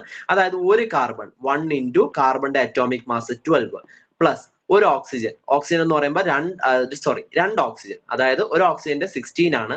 അങ്ങനത്തെ 2 ഓക്സിജൻ, അപ്പൊ 2 ഇൻറ്റു 16. സോ 12 പ്ലസ് 16ന്റെ ഇരട്ടി എന്ന് പറയുമ്പോൾ 32. അപ്പൊ 12 32 പ്ലസ് 10 42 പ്ലസ് 2 44. അപ്പൊ 44 ഗ്രാംസ് ആണ് ഇതിന്റെ GMM എന്ന് പറയുന്നത്. അപ്പൊ 88/44 എടുക്കുമ്പോഴത്തേക്ക് നമുക്ക് 2 മോൾസ് കിട്ടും. Okay, N is equal to 2 moles ആണ്. പക്ഷെ നമുക്ക് ഇവിടെ കണ്ടുപിടിക്കേണ്ടത് ഇതിന്റെ വോളിയം ആണ്. വോളിയം കണ്ടുപിടിക്കാനായിട്ട് എന്ത് ചെയ്യണം? വീണ്ടും അടുത്ത ഇക്വേഷൻ എടുക്കണം. അതായത് നമ്പർ ഓഫ് മോൾസും വോളിയവും കണക്ട് ചെയ്യുന്ന ഇക്വേഷൻ. അല്ലെങ്കിൽ ഇങ്ങനെ ഒന്ന് ആലോചിച്ചെടുത്താലും മതി. മോളാർ വോളിയം, 1 മോൾ കാർബൺ ഡൈ ഓക്സൈഡ് ആണ് STPയിൽ എടുക്കുന്നെങ്കിൽ അതിന്റെ വോളിയം മോളാർ വോളിയം ആയിരിക്കും 22.4 ലിറ്റർ. അങ്ങനെയാണെങ്കിൽ 2 മോൾ എടുക്കുമ്പോഴത്തേക്ക് തീർച്ചയായിട്ടും ഇതിന്റെ ഇരട്ടി ആയിരിക്കും 22.4 ഇൻറ്റു 2, അതായത് 4.8 ലിറ്റർ ആയിരിക്കും. ഇങ്ങനെ ആലോചിച്ച് എടുക്കുന്നവർക്ക് വളരെ നല്ലത്, ഇങ്ങനെ ചെയ്യാം. ഇനി അഥവാ അങ്ങനെ പറ്റിയില്ല, ആ ഒരു ലോജിക്ക് ആ ഒരു സമയത്ത് വന്നില്ലെങ്കിൽ വിഷമിക്കേ വേണ്ട. നമുക്ക് ഇക്വേഷൻ അറിയാം. നമ്പർ ഓഫ് മോൾസ് കണ്ടുപിടിക്കാനുള്ള ഇക്വേഷൻ എന്താണ്? Number of moles is equal to given volume, നമുക്ക് വോളിയം എത്രയാണെന്ന് അറിഞ്ഞൂടാ, ഇതാണ് we have to find out, divided by molar volume 22.4 litre. So number of moles ഇപ്പൊ നമുക്ക് കിട്ടി. ഓക്കെ, നമ്പർ ഓഫ് മോൾസ് 2 ആണ്. അങ്ങനെയാണെങ്കിൽ ഇത് രണ്ടും കൂടെ മൾട്ടിപ്ലൈ ചെയ്താൽ നമുക്ക് എത്ര വോളിയം കിട്ടും എന്ന് അറിയാമല്ലോ. അപ്പൊ ഇത് മൾട്ടിപ്ലൈ ചെയ്യുമ്പോഴത്തേക്ക് നമ്മുടെ ആൻസർ എന്തായിട്ട് വരും? ആൻസർ 44.8 ലിറ്റേഴ്സ് എന്ന് വരും. അപ്പോൾ അത് തന്നെയാണ് ആൻസർ, 44.8 ലിറ്റേഴ്സ്. ഈസി ക്വസ്റ്റ്യൻ ആണ്. സോ നമുക്ക് തന്നിരിക്കുന്ന ഒരു വാല്യൂവിൽ നിന്ന് നമ്പർ ഓഫ് മോൾ കണ്ടുപിടിച്ചിട്ട് അതിനെ നമ്പർ ഓഫ് മോൾസ് ഉപയോഗിച്ച് മറ്റൊരു ഇതിലേക്ക് കൺവേർട്ട് ചെയ്യുക. എന്ത് പറഞ്ഞാലും സെയിം തന്നെയാണ്. അതായത് 44 grams ഓഫ് കാർബൺ എന്ന് പറഞ്ഞാലും, കാർബൺ ഡൈ ഓക്സൈഡ് എന്ന് പറഞ്ഞാലും, ഒരു മോൾ കാർബൺ ഡൈ ഓക്സൈഡ് എന്ന് പറഞ്ഞാലും, 22.4 liters of carbon dye oxide at STP എന്ന് പറഞ്ഞാലും, 6.022 into 10⁻23 carbon dye oxide molecules എന്ന് പറഞ്ഞാലും എല്ലാം സെയിം തന്നെയാണ്. എല്ലാം ഒരേ ഒരു കാര്യം തന്നെയാണ് പറയുന്നത്, ഒരു മോൾ കാർബൺ ഡൈ ഓക്സൈഡ്. ഓക്കെ, സോ ഒരേ കാര്യത്തിന് തന്നെ പല രീതിയിൽ ഇവിടെ പറയുന്നതേ ഉള്ളൂ. സോ ഈ ക്വസ്റ്റ്യൻ ക്ലിയർ ആയല്ലോ? എല്ലാവർക്കും ആൻസർ ചെയ്യാൻ പറ്റുന്ന ടൈപ്പ് ഓഫ് ക്വസ്റ്റ്യൻ അല്ലേ? ഈസി അല്ലേ?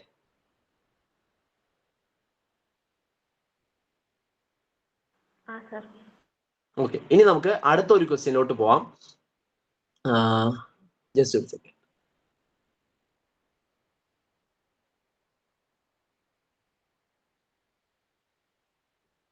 യെസ്, അപ്പോൾ അടുത്ത ക്വസ്റ്റ്യൻ എന്ന് പറയുന്നത് how many atoms in total does ഇവിടെ ഒരു ചെറിയൊരു മിസ്റ്റേക്ക് ഉണ്ട്. It is 126 gram. Okay, 126 gram ഇതാണ്. ഓക്കെ, അപ്പോ 126 grams ഓഫ് നൈട്രിക് ആസിഡ് എടുക്കുകയാണെങ്കിൽ അതിൽ എത്ര ആറ്റംസ്, ആകെ എത്ര ആറ്റംസ് ഉണ്ടാവും എന്നാണ് കണ്ടെത്തേണ്ടത്. സോ നമ്മളിവിടെ സാധാരണ ചെയ്യുന്ന പോലെയാണ്, പക്ഷെ അതിൽ കുറച്ച് ലോജിക്കും കൂടെ നമ്മൾ യൂസ് ചെയ്യണമെന്നേ ഉള്ളൂ. ബുദ്ധിമുട്ടുള്ള ക്വസ്റ്റ്യൻ അല്ല. സോ നമുക്കൊന്ന് നോക്കാം. ഇവിടെ നൈട്രിക് ആസിഡിന്റെ ഫോർമുല നമുക്ക് അറിയണം. നൈട്രിക് ആസിഡിന്റെ ഫോർമുല അവർ തന്നിരിക്കത്തില്ല.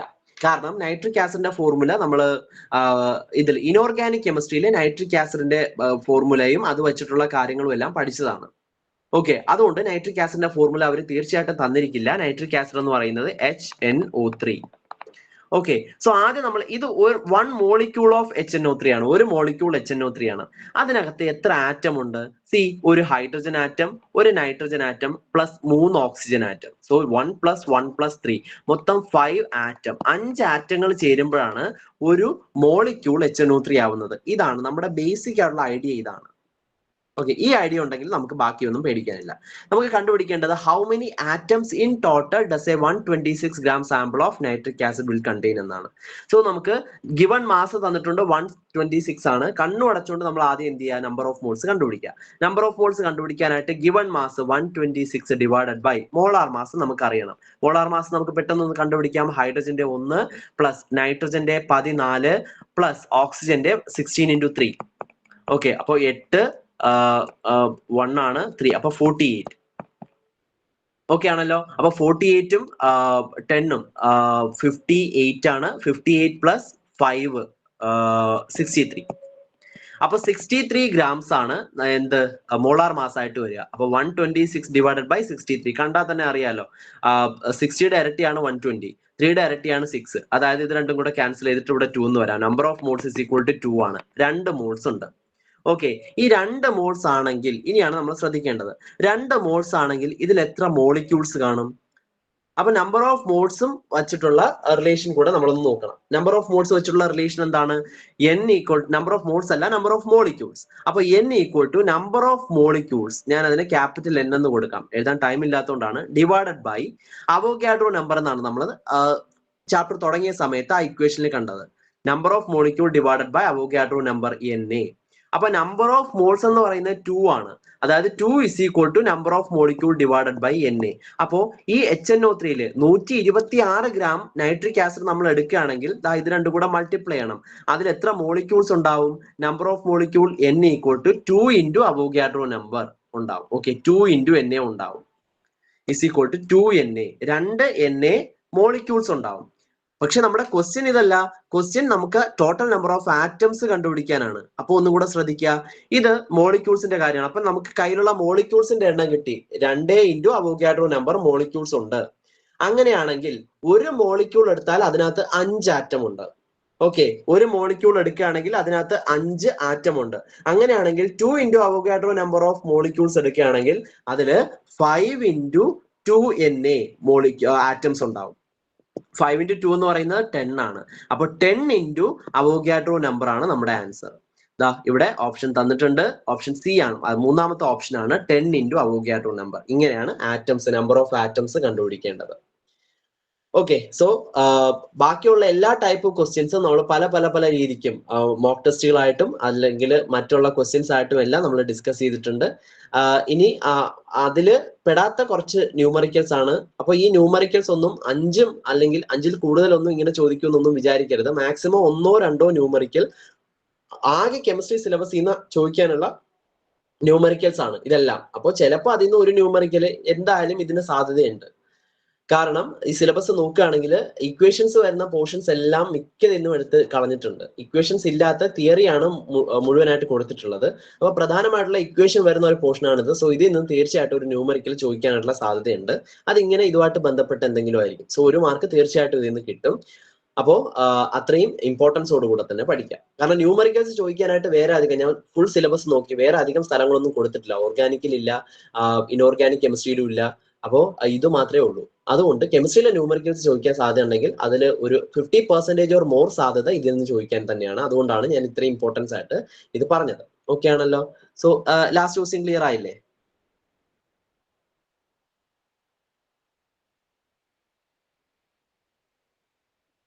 ക്ലിയർ ആയി. ഓക്കെ, അപ്പൊ ഇനി നെക്സ്റ്റ്, അപ്പോ നമുക്ക് ആ ഒരു ഫസ്റ്റ് ചാപ്റ്റർ അങ്ങ് തൽക്കാലം നമുക്ക് ഇവിടെ ഒന്ന് നിർത്താം. ഇനി നമുക്ക് മോഡ്യൂൾ 1-ൽ തന്നെ നെക്സ്റ്റ് ഹെഡിങ് ആയിട്ട് വരുന്നത് സ്ട്രക്ചർ ഓഫ് ആറ്റം ആണ്. അപ്പോൾ ആ സിലബസ് പരിശോധിക്കുകയാണെങ്കിൽ ആദ്യം തന്നെ സ്ട്രക്ചർ ഓഫ് ആറ്റത്തിൽ നമുക്ക് അറ്റോമിക് മോഡൽസ് പഠിക്കാനുണ്ട്. അറ്റോമിക് മോഡൽസിൽ 2 അറ്റോമിക് മോഡൽസ് ആണ്.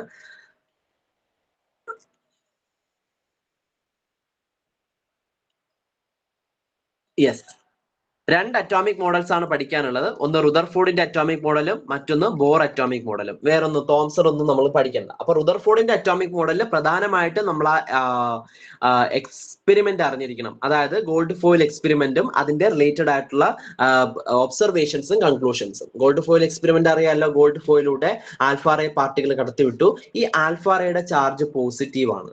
അത് അധികം എങ്ങും മെൻഷൻ ചെയ്ത് കണ്ടിട്ടില്ല. ആൽഫ റേസ് എന്ന് പറയുന്ന ഹീലിയത്തിന്റെ പാർട്ടിക്കിൾ ആണ്.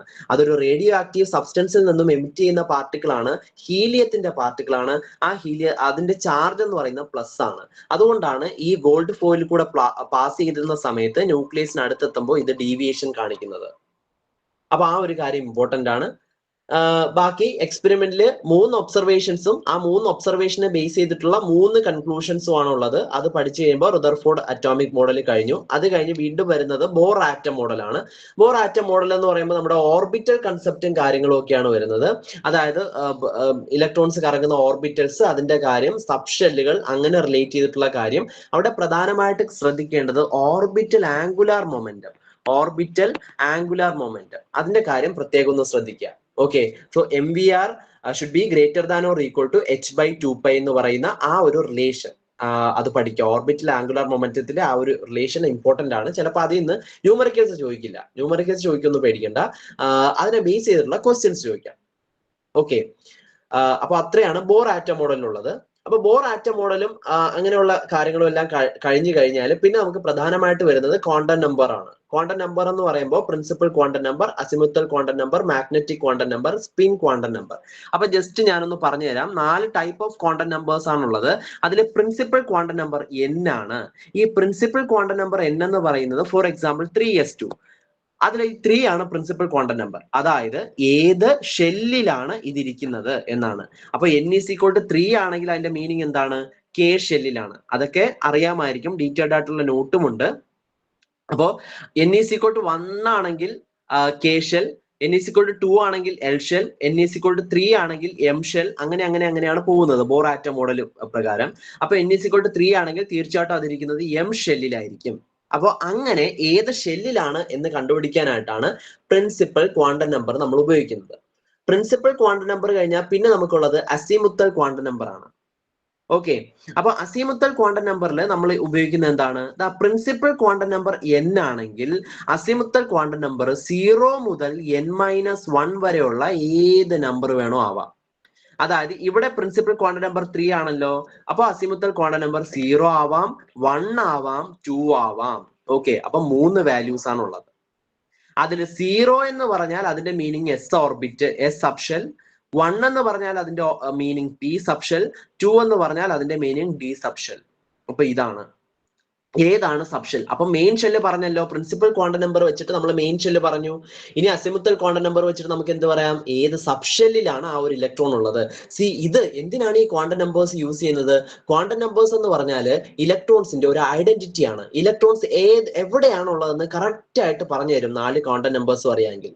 അപ്പോ നമുക്ക് പ്രിൻസിപ്പൽ ക്വാണ്ടം നമ്പർ പ്രകാരം ആ ഇലക്ട്രോൺ ഏത് ഷെല്ലിലാണെന്ന് പറഞ്ഞു. ഇനി അസിമുത്തൽ ക്വാണ്ടം നമ്പർ വെച്ചിട്ട് അത് ഏത് സബ് ഷെല്ലിലാണ്, ലൈക്ക് എസിലാണോ, പിയിലാണോ, ഡിയിലാണോ, എഫ് ആണോ എന്ന് പറഞ്ഞുതരും. ഇനി അടുത്ത ക്വാണ്ടം നമ്പർ മാഗ്നറ്റിക് ക്വാണ്ടം നമ്പറിൽ ഈ ഒരു സബ്ഷെൽസിന്റെ തന്നെ ഓറിയന്റേഷൻ ആണ് പറയുന്നത്. Principal quantum number 0 azimuthal quantum number 0 ആണെങ്കിൽ അസിമുത്തൽ ക്വാണ്ടം നമ്പർ നമ്മൾ എല്ല് കൊണ്ടാണ് കേട്ടോ സൂചിപ്പിക്കുന്നത്, എല്ല് കൊണ്ട്. അപ്പൊ എൽ ഈക്വൽ ടു 0 ആണെങ്കിൽ മാഗ്നറ്റിക് ക്വാണ്ടം നമ്പർ എമ്മും 0 ആയിരിക്കും. ഓക്കെ, ഇനി എൽ ഈസ് ഈക്വൽ ടു 1 ആണെങ്കിൽ ഇതിന് 3 പോസിബിലിറ്റി ഉണ്ട്. It can be -L, 0, +L. ഇത്രയും വാല്യൂസ് വരാം. അതായത് -1, 0, 1 3 വാല്യൂസ് കിട്ടിയല്ലോ. അപ്പൊ ഇതിന്റെ മീനിങ് എന്താണ്? പി സബ്ഷെൽ എടുക്കുകയാണെങ്കിൽ പി സബ്ഷെല്ലിന് 3 അറകൾ ഉണ്ട് എന്നാണ് വിചാരിക്കേണ്ടത്. ഓക്കെ, അപ്പോ എൽ ഈസ് ഈക്വൽ ടു 2 ആണെങ്കിലോ, എൽ ഈസ് ഈക്വൽ ടു 2 എന്ന് പറയുമ്പോൾ ഡി സബ്ഷെല്ലാണ്. L is equal to 2 d സബ്ഷെല്ലാണ്. അങ്ങനെയാണെങ്കിൽ ഡി സബ്ഷെല്ലിനകത്ത് എത്ര അറകൾ ഉണ്ടെന്ന് എങ്ങനെ കണ്ടുപിടിക്കും? -L, 0, L വെച്ചിട്ട്. അതായത് -2, -1, 0, 1, 2. 1, 2, 3, 4, 5. 5 അറകളാണ്, അല്ലെങ്കിൽ 5 സ്പേഷ്യൽ ഓറിയന്റേഷൻ ആണ് ഡി ഓർബിറ്റലിനുള്ളത് എന്നാണ് അതിന്റെ മീനിങ്.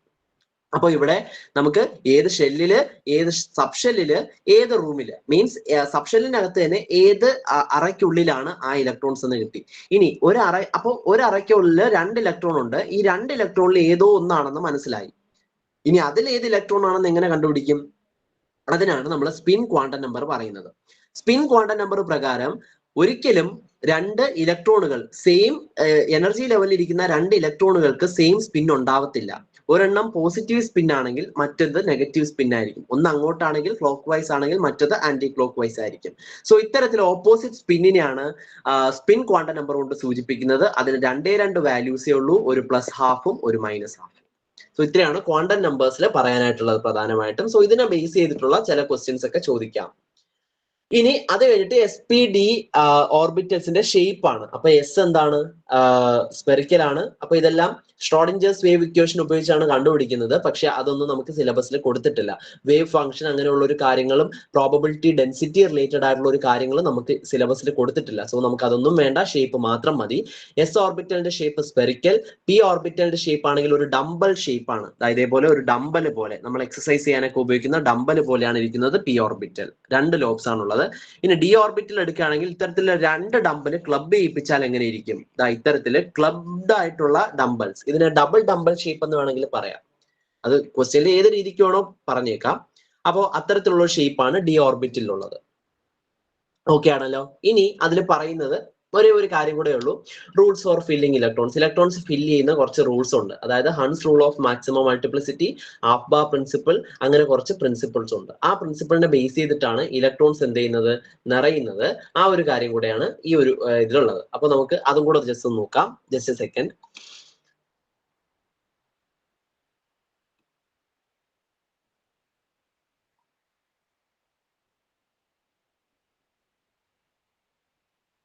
യെസ്, അപ്പൊ ഒന്നാമത്തെ പ്രിൻസിപ്പിൾ ആണ് ആഫ്ബാർ പ്രിൻസിപ്പിൾ എന്ന് പറയുന്നത്. Okay, Aufbau principle. അപ്പൊ ആഫ്ബാർ പ്രിൻസിപ്പിൾ പ്രകാരം എന്താണ്,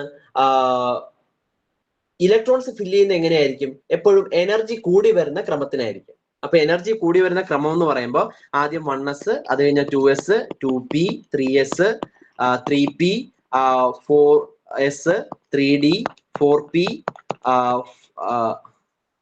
5s, അത് കഴിഞ്ഞാൽ 4d, അത് കഴിഞ്ഞാൽ 5p അങ്ങനെ അങ്ങനെ അങ്ങനെ കൂടി കൂടി കൂടി വരും. അപ്പൊ ഇത്തരത്തില് ഏറ്റവും കുറഞ്ഞ എനർജി ലെവൽ ആദ്യം ഫിൽ ആവും. ഇതാണ് ആഫ്ബാർ പ്രിൻസിപ്പിൾ എന്ന് പറയുന്നത്. അപ്പൊ ഒന്നാമത്തെ പ്രിൻസിപ്പിൾ അതാണ്. ഇലക്ട്രോൺസ് ഫില്ല് ചെയ്യുന്നത് എനർജി കൂടി വരുന്ന ക്രമത്തിലാണ്. Next is the Pauli's exclusion principle. പോളിയുടെ എക്സ്ക്ലൂഷൻ പ്രിൻസിപ്പിൾ. അപ്പൊ എന്താണ് ഈ പ്രിൻസിപ്പിൾ പറയുന്നതെന്ന് വെച്ചിട്ടുണ്ടെങ്കിൽ, ഒരു ഷെല്ലിനകത്ത് കൊള്ളാവുന്ന പരമാവധി ഒരു ഓർബിറ്റലില് മാക്സിമം പരമാവധി കൊള്ളാവുന്ന ഇലക്ട്രോണുകളുടെ എണ്ണം 2 ആണ് എന്നാണ് പറയുന്നത്. അതായത് only 2 electrons can occupy the same orbital. പക്ഷെ അങ്ങനെ സെയിം ഓർബിറ്റലിൽ ഇരിക്കുന്ന ഇലക്ട്രോണുകൾക്ക് എന്തായിരിക്കും, ഞാനിപ്പോ പറഞ്ഞ പോലെ ഡിഫറെന്റ് സ്പിൻ ആയിരിക്കും. അപ്പൊ ഇതാണ് പോളീസ് എക്സ്ക്ലൂഷൻ പ്രിൻസിപ്പിൾ എന്ന് പറയുന്നത്. ഇനി മൂന്നാമത്തത്, അപ്പൊ ആഫ്ബാർ പ്രിൻസിപ്പിൾ കഴിഞ്ഞ് പോളീസ് എക്സ്ക്ലൂഷൻ പ്രിൻസിപ്പിൾ. അത് കഴിഞ്ഞിട്ട് മൂന്നാമത്തെ റൂളാണ് Hund's rule of maximum multiplicity എന്ന് പറയുന്നത്. ഓക്കെ, അപ്പൊ Hund's rule of maximum multiplicity എന്ന് പറയുന്നത് ഡീജനറേറ്റ് ഓർബിറ്റൽസ് ഫിൽ ആവുന്നതിനെ പറ്റിയാണ്. അതായത് ഇത്രയേ ഉള്ളൂ, എസ് ഓർബിറ്റലിന് ഇത് ബാധകമില്ല. പി ഓർബിറ്റൽ എടുക്കുകയാണെങ്കിൽ പി ഓർബിറ്റിലേക്ക് ഇലക്ട്രോൺ വന്ന് നിറയാണ്. അപ്പൊ ആദ്യമേ കയറി ഇതിൽ 2 ഇലക്ട്രോൺ അങ്ങ് ഫിൽ ആവത്തില്ല. ആദ്യം എന്ത് നടക്കും, ഹാഫ് ഫില്ലിംഗ് നടക്കും. ഹാഫ് ഫില്ലിംഗ് കഴിഞ്ഞ ശേഷമേ കംപ്ലീറ്റ്ലി ഇത് ഫില്ലപ്പ് ആവുള്ളൂ. അതാണ് Hund's rule of maximum multiplicity പറയുന്നത്. അതുകൊണ്ട് തന്നെ ഈ ഹാഫ് ഫിൽഡ് കോൺഫിഗറേഷനും പി ഓർബിറ്റിൽ തന്നെ ഇത്തരത്തിലുള്ള ഹാഫ് ഫിൽഡ് ആയിട്ടുള്ള കോൺഫിഗറേഷൻ, ഹാഫ് ഫിൽഡ്, അതുപോലെ ഇത്തരത്തിലുള്ള കംപ്ലീറ്റ്ലി ഫിൽഡ് ആയിട്ടുള്ള കോൺഫിഗറേഷൻസിനും പ്രത്യേക സ്റ്റെബിലിറ്റി ഉണ്ട്. ഈ 2 കോൺഫിഗറേഷനും സ്റ്റെബിലിറ്റി കുറച്ച് കൂടുതലായിരിക്കും എന്ന പോയിന്റ് കൂടെ ജസ്റ്റ് ഒന്ന് മനസ്സിലാക്കിയിരിക്കാം. സോ ഇത്രയുമാണ് അറ്റോമിക് സ്ട്രക്ചറിനുള്ളത്. ഈ ഒരു ഭാഗത്തു നിന്നും അധികം ക്വസ്റ്റ്യൻ ചോദിക്കാനുള്ള സാധ്യതയില്ല. ഇക്വേഷൻസ് നമുക്ക് പഠിക്കാനുണ്ട്. ഇക്വേഷൻസ് നിങ്ങൾക്ക് നോട്ടിലുണ്ടാവും. സോ അതിനെ ബേസ് ചെയ്തിട്ട് ക്വസ്റ്റ്യൻസ് വരാനുള്ള സാധ്യത കുറവാണ്. അതുകൊണ്ട് ആ ക്വസ്റ്റ്യൻസ് എല്ലാം നിങ്ങൾക്ക് ഓൾറെഡി ചെയ്തിട്ടുമുണ്ട്. സോ അതുകൊണ്ട് ഈ ഒരു ഭാഗത്തു നിന്നുള്ള ക്വസ്റ്റ്യൻസ് ഞാൻ ഒരു ക്വസ്റ്റ്യൻ ഇൻക്ലൂഡ് ചെയ്തിട്ടുണ്ട്. നിങ്ങൾ ഈ ഒരു ക്ലാസ് കഴിഞ്ഞതിന് ശേഷം ഒരു ചെറിയൊരു മോക്ക് ടെസ്റ്റ് ഇപ്പോൾ അറ്റൻഡ് ചെയ്യും. ഒരു 10 മിനിറ്റ്സിൽ കംപ്ലീറ്റ് ചെയ്യാവുന്ന രീതിയിൽ ഞാൻ ടെസ്റ്റ് ലിങ്ക് അയച്ചു തരാം. ആ ഒരു ഇതിൽ കൊടുത്തിട്ടുണ്ടാവും, വിത്ത് ആൻസർ അതിൽ കൊടുത്തിട്ടുണ്ടാവും. അവിടെ നിന്ന് നിങ്ങൾക്ക് അത് ആക്സസ് ചെയ്യാം. ഓക്കെ, ക്ലാസ് കഴിഞ്ഞതിന് ശേഷം ഞാൻ നിങ്ങൾക്ക് എൻ്റെ ലിങ്ക് തരാം. വളരെ കുറച്ച് സമയം, കാരണം പ്രോബ്ലംസ് ഒന്നുമില്ല. പ്രോബ്ലംസ് എല്ലാം നമ്മൾ ഓൾറെഡി ചെയ്തല്ലോ. അതുകൊണ്ട് ജസ്റ്റ് വായിക്കുക, ആൻസർ ചെയ്യുക, അങ്ങനെ ഉള്ള കുറച്ച് ടൈപ്പ് ഓഫ് ക്വസ്റ്റ്യൻസ് ആണ്. നിങ്ങൾക്ക് ജസ്റ്റ് ഒന്ന് പ്രാക്ടീസിന് വേണ്ടി മാത്രം. ഓക്കെ ആണല്ലോ. അതിനുശേഷം നെക്സ്റ്റ് വരുന്നത് ഇക്വിലിബ്രിയം ആണ്. ഇക്വിലിബ്രിയത്തിൽ കോൺസെപ്റ്റ് ഓഫ് pH ആണ് നമുക്ക് വരുന്നത്. സോ അത് നമുക്കൊന്ന് നോക്കാം. ധാരാളം കാര്യങ്ങൾ നമ്മൾ പഠിച്ചിട്ടുണ്ടെങ്കിൽ ഞാൻ കുറച്ച് കാര്യങ്ങൾ നോട്ടായിട്ട് കൊടുത്തിട്ടുണ്ട്. അതിനുശേഷം ഇക്വിലിബ്രിയത്തിൽ അപ്പൊ കോൺസെപ്റ്റ് ഓഫ് pHലേക്ക് നമുക്ക് വരാം. ഇവിടെ ഓർഡർ വരുന്നത് ആദ്യം ഗാൽവാനിക് സെല്ലാണ് വരുന്നത്. അപ്പൊ ഓടിച്ച് ഗാൽവാനിക് സെല്ലിൽ പെട്ടെന്നൊന്ന് പറയാം. ഇലക്ട്രോ കെമിസ്ട്രിയിൽ നമുക്ക് പ്രധാനമായിട്ട് പറയാനുള്ളത് ഗാൽവാനിക് സെല്ലും ഇലക്ട്രോളിറ്റിക് സെല്ലും തമ്മിലുള്ള വ്യത്യാസം. എന്താണ് ഗാൽവാനിക് സെൽ, എന്താണ് ഇലക്ട്രോളിറ്റിക് സെൽ, അത്രേ കാര്യങ്ങളേ ഉള്ളൂ. സോ ഓടിച്ചൊന്ന് പറയാം. ഗാൽവാനിക് സെല്ലിന്റെ ഡെഫിനിഷൻ ഇവിടെ കൊടുത്തിട്ടുണ്ട്. ഒരിക്കലും ഈ നോട്ട് ജസ്റ്റ് ഒരു റിവിഷൻ പർപ്പസിന് വേണ്ടി മാത്രമേ ഫോളോ ചെയ്യാവുള്ളൂ. ഇതിൽ കംപ്ലീറ്റ് ആയിട്ടുള്ള കാര്യങ്ങൾ കൊടുത്തിട്ടില്ല. ഏറ്റവും ബ്രീഫായിട്ട് ഏറ്റവും ഇമ്പോർട്ടന്റ് ആയിട്ടുള്ള പ്രധാനപ്പെട്ട കാര്യങ്ങൾ മാത്രമേ ഇവിടെ പറയുന്നുള്ളൂ. Brief detailed full syllabus based ആയിട്ടുള്ള നോട്ട്സ് നിങ്ങൾക്ക് ഓൾറെഡി പ്രൊവൈഡ് ചെയ്തിട്ടുണ്ട്. അപ്പൊ ഇവിടെ ഡെഫിനിഷൻ എന്ന് പറയുന്നത് ഗാൽവാനിക് സെൽ എന്ന് പറയുന്നത് ഓൾസോ അതിനെ വോൾട്ടായിക് സെൽ എന്നും പറയും. അത് ഇമ്പോർട്ടന്റ് ആണ്. ക്വസ്റ്റ്യനിൽ രണ്ടും കൊടുത്തിരിക്കും. ഗാൽവാനിക് സെൽ എന്നോ വോൾട്ടായിക് സെൽ എന്നോ നമുക്ക് പറയാം. അതൊരു ഇലക്ട്രോ കെമിക്കൽ സെല്ലാണ് that generate electrical energy from spontaneous redox reaction. Okay, redox reaction വഴി ഇത് എന്ത് തരും, ഇലക്ട്രിക്കൽ എനർജി തരും. ഇനി ഒരു ഗാൽവാനിക് സെല്ലിന്റെ കമ്പോണൻസ് എടുക്കുകയാണെങ്കിൽ അതിൽ പ്രധാനമായിട്ടുള്ളത് ആനോഡ് ഉണ്ട്. ആനോഡ് എന്ന് പറയുമ്പോഴത്തേക്ക് ഇത് ഇത്ര മാത്രം വിചാരിച്ചാൽ മതി. Electrode at which oxidation occurs. Oxidation നടക്കുന്ന ഇലക്ട്രോഡാണ്. ഓക്സിഡേഷൻ എന്ന് പറയുമ്പോഴത്തേക്ക് എന്താണ്, ഇലക്ട്രോണുകളെ റിലീസ് ചെയ്തിട്ട് പ്ലസ് ഓക്സിഡേഷൻ സ്റ്റേറ്റിലോട്ട് മാറുന്ന ഒരു പ്രോസസ്സാണ് ഓക്സിഡേഷൻ. ഇലക്ട്രോണുകളുടെ എണ്ണം കുറച്ചുകൊണ്ട് പ്ലസ് സ്റ്റേറ്റിലോട്ട് പോകുന്നത്, അതായത് ഓക്സിഡേഷൻ നമ്പർ കൂട്ടുന്ന ഒരു ടൈപ്പ് ഓഫ് റിയാക്ഷൻ ആണ് ഓക്സിഡേഷൻ എന്ന് പറയുന്നത്. സോ ആനോഡിന്റെ ഭാഗത്ത് ഇലക്ട്രോണുകളെ റിലീസ് ആണ് ചെയ്യുന്നത്. ഇഷ്ടം പോലെ ഇലക്ട്രോൺസ് എവിടെ ഉണ്ടാവും, ആനോഡിൽ ഉണ്ടാവും. സോ ഈ ഇലക്ട്രോൺസ് എല്ലാം തീർച്ചയായിട്ടും ഒരു കണക്റ്റിംഗ് വയർ വഴി എങ്ങോട്ട് പാസ് ചെയ്യും, കാഥോഡിലോട്ട് പാസ് ചെയ്യും. അപ്പൊ ഇലക്ട്രോൺസിന്റെ ഫ്ലോ ആണ് ഇലക്ട്രിസിറ്റി എന്ന് പറയുന്നത്. So the flow of electrons will be from, അപ്പൊ ഇങ്ങനെ ഈ ഇത്ര പോയിന്റ് തന്നിരിക്കുള്ളൂ. അപ്പൊ ഇതിൽ നിന്ന് നമുക്ക് മനസ്സിലാക്കേണ്ട എന്താണ്, the flow of electrons will be from anode to cathode. അങ്ങനെയാണെങ്കിൽ ഇലക്ട്രോൺസ് ഫ്ലോ ചെയ്യുന്നതിന്റെ ഓപ്പോസിറ്റ് ഡയറക്ഷനാണ് കറണ്ട് എന്നാ പറയുക. അങ്ങനെയാണെങ്കിൽ flow of current from cathode to anode, അത് മനസ്സിലാക്കിയിരിക്കുക. ഇനി കാഥോഡ് എന്ന് പറയുമ്പോൾ ആനോഡ് പഠിച്ചാൽ കാഥോഡ് പഠിക്കാൻ പറ്റും. ഓക്സിഡേഷൻ റിഡക്ഷൻ നടക്കുന്ന സ്ഥലമായിരിക്കും. അപ്പോൾ റിഡക്ഷൻ നടക്കുക എന്ന് പറഞ്ഞാൽ ഇലക്ട്രോണുകളെ സ്വീകരിച്ചുകൊണ്ട് മൈനസ് ആവുന്ന റിയാക്ഷൻ ആണ്. അപ്പോൾ ഇത് ഇലക്ട്രോണുകളെ സ്വീകരിക്കുന്ന ഒരു ടൈപ്പ് ഓഫ് ഇലക്ട്രോഡ് ആണ്. ദെൻ ഇലക്ട്രോലൈറ്റ് എന്ന് പറയുന്നത് ഒരു സൊല്യൂഷൻ വേണം, solution of molten salts containing ions that allow the flow of electrical charge. അപ്പോൾ ഈ ഇലക്ട്രിക്കൽ ചാർജ് എന്ത് ചെയ്യണം, ഈ സൊല്യൂഷനിൽ കൂടെ പാസ് ചെയ്യണ്ടേ. ഗാൽവാനിക് സെല്ലിന്റെ സ്ട്രക്ചർ ഒക്കെ നമുക്കറിയാം, 2 ഗ്ലാസ്സിലാണ് എടുക്കുന്നത്, 2 ഗ്ലാസ്സിൽ സൊല്യൂഷനും ആ സൊല്യൂഷനിൽ അതിൻ്റെതായിട്ടുള്ള റോഡുകളും എല്ലാം മുക്കി വെച്ച് സോൾട്ട് ബ്രിഡ്ജും എല്ലാം വെച്ച് കണക്ട് ചെയ്യുന്ന ഫിഗേഴ്സ് എല്ലാം നമ്മൾ ഇലക്ട്രോ കെമിസ്ട്രി പഠിച്ച സമയത്ത് കണ്ടതാണ്. സോ അതില് ആ ഒരു ഗ്ലാസ്സിലുള്ള വെള്ളം, അതിനെയാണ് വെള്ളം അല്ല, ആ ഒരു സൊല്യൂഷൻ, അതിനെയാണ് ഇലക്ട്രോലൈറ്റ് എന്ന് പറയുന്നത്. ഇലക്ട്രോലൈറ്റിൽ ധാരാളം അയോൺസ് ഉണ്ട്. ഈ അയോൺസുകൾ എന്ത് ചെയ്യും, കണ്ടക്ഷന് സഹായിക്കും, ഇലക്ട്രിക്കൽ കണ്ടക്ടിവിറ്റിക്ക് സഹായിക്കുന്ന കാര്യങ്ങളാണ് ഈ അയോൺസ് എന്ന് പറയുന്നത്. ഓക്കെ ആണല്ലോ. നെക്സ്റ്റ് സോൾട്ട് ബ്രിഡ്ജ് ആണ്. സോൾട്ട് ബ്രിഡ്ജ് എന്ന് പറയുമ്പോൾ ഈ 2 ഗ്ലാസ്സുകളെയും, ഇതാണ് 2 ഗ്ലാസ് എങ്കിൽ ഇതിനെ എക്സ്റ്റേണലി നമുക്ക് എങ്ങനെ കണക്ട് ചെയ്യാൻ പറ്റും, ആ ഒരു വയർ, കണക്ടിങ് വയർ ഉപയോഗിച്ച് കണക്ട് ചെയ്യാൻ പറ്റും. പക്ഷെ ഇങ്ങനെ കണക്ട് ചെയ്താൽ ഇതൊരു ഓപ്പൺ സർക്യൂട്ട് ആയി പോകും, ഇതുവഴി കറണ്ട് പാസ് ചെയ്യത്തില്ല. കാരണം കറണ്ട് പാസ് ചെയ്യണമെങ്കിൽ സർക്യൂട്ട് ക്ലോസ്ഡ് ആയിരിക്കണം. അങ്ങനെ സർക്യൂട്ട് ക്ലോസ്ഡ് ആക്കി ഒരു ഇലക്ട്രിക്കൽ ന്യൂട്രാലിറ്റി ഇവിടെ മെയിൻറ്റെയിൻ ചെയ്യാനായിട്ട് സഹായിക്കുന്ന ഒരു ഭാഗമാണ് ഈ ഒരു ഗാൽവാനിക് സെല്ലിന്റെ ഒരു പാർട്ടാണ് എന്ത് പറയുന്നത്, സോൾട്ട് ബ്രിഡ്ജ് എന്ന് പറയുന്നത്. അതൊരു യു ഷേപ്ഡ് ട്യൂബാണ്. അത് ഇലക്ട്രോലൈറ്റിക് സൊല്യൂഷൻ ആവാം, അല്ലെങ്കിൽ അഗർ KCl അങ്ങനത്തെ എന്തെങ്കിലും ഒക്കെ ആവാം. അത് അവിടെ ഡീറ്റെയിൽഡ് ആയിട്ട് പറയുന്നുണ്ട് എന്താണെന്ന്. ഓക്കെ, ഇനി റിഡോക്സ് റിയാക്ഷൻസ്. അപ്പോൾ റിഡോക്സ് റിയാക്ഷൻസിൽ നമ്മൾ പറഞ്ഞു, ഇതില് ഓക്സിഡേഷൻ ഒരു ഇലക്ട്രോഡിൽ നടക്കും, റിഡക്ഷൻ മറ്റൊരു ഇലക്ട്രോഡിൽ നടക്കും. So when oxidation and reduction occurs together such reactions R known as redox reactions. അപ്പൊ ഇവിടെ റിഡോക്സ് റിയാക്ഷൻസിനെ പറ്റി പറയുന്നു. Galvanic cells relay on spontaneous redox reaction. നമുക്കറിയാം, റിഡോക്സ് റിയാക്ഷൻ നടന്നു കഴിഞ്ഞാൽ, അതായത് ഒരിടത്ത് ഓക്സിഡേഷനും മറ്റൊരിടത്ത് റിഡക്ഷനും നടന്നാൽ മാത്രമേ ഇവിടെ എന്ത് കിട്ടുള്ളൂ, കറണ്ട് കിട്ടുള്ളൂ. ഓക്കെ ആണല്ലോ. Produce electrical energy the anode. നമ്മൾ പറഞ്ഞ റിപ്പീറ്റഡ് ആയിട്ടുള്ള പോയിന്റ് ആണ്. ആനോഡ് ഓക്സിഡേഷനും, അതായത് ഇലക്ട്രോൺ ലോസ് ചെയ്യുന്നു, കാഥോഡ് റിഡക്ഷനും വിധേയമാകുന്നു.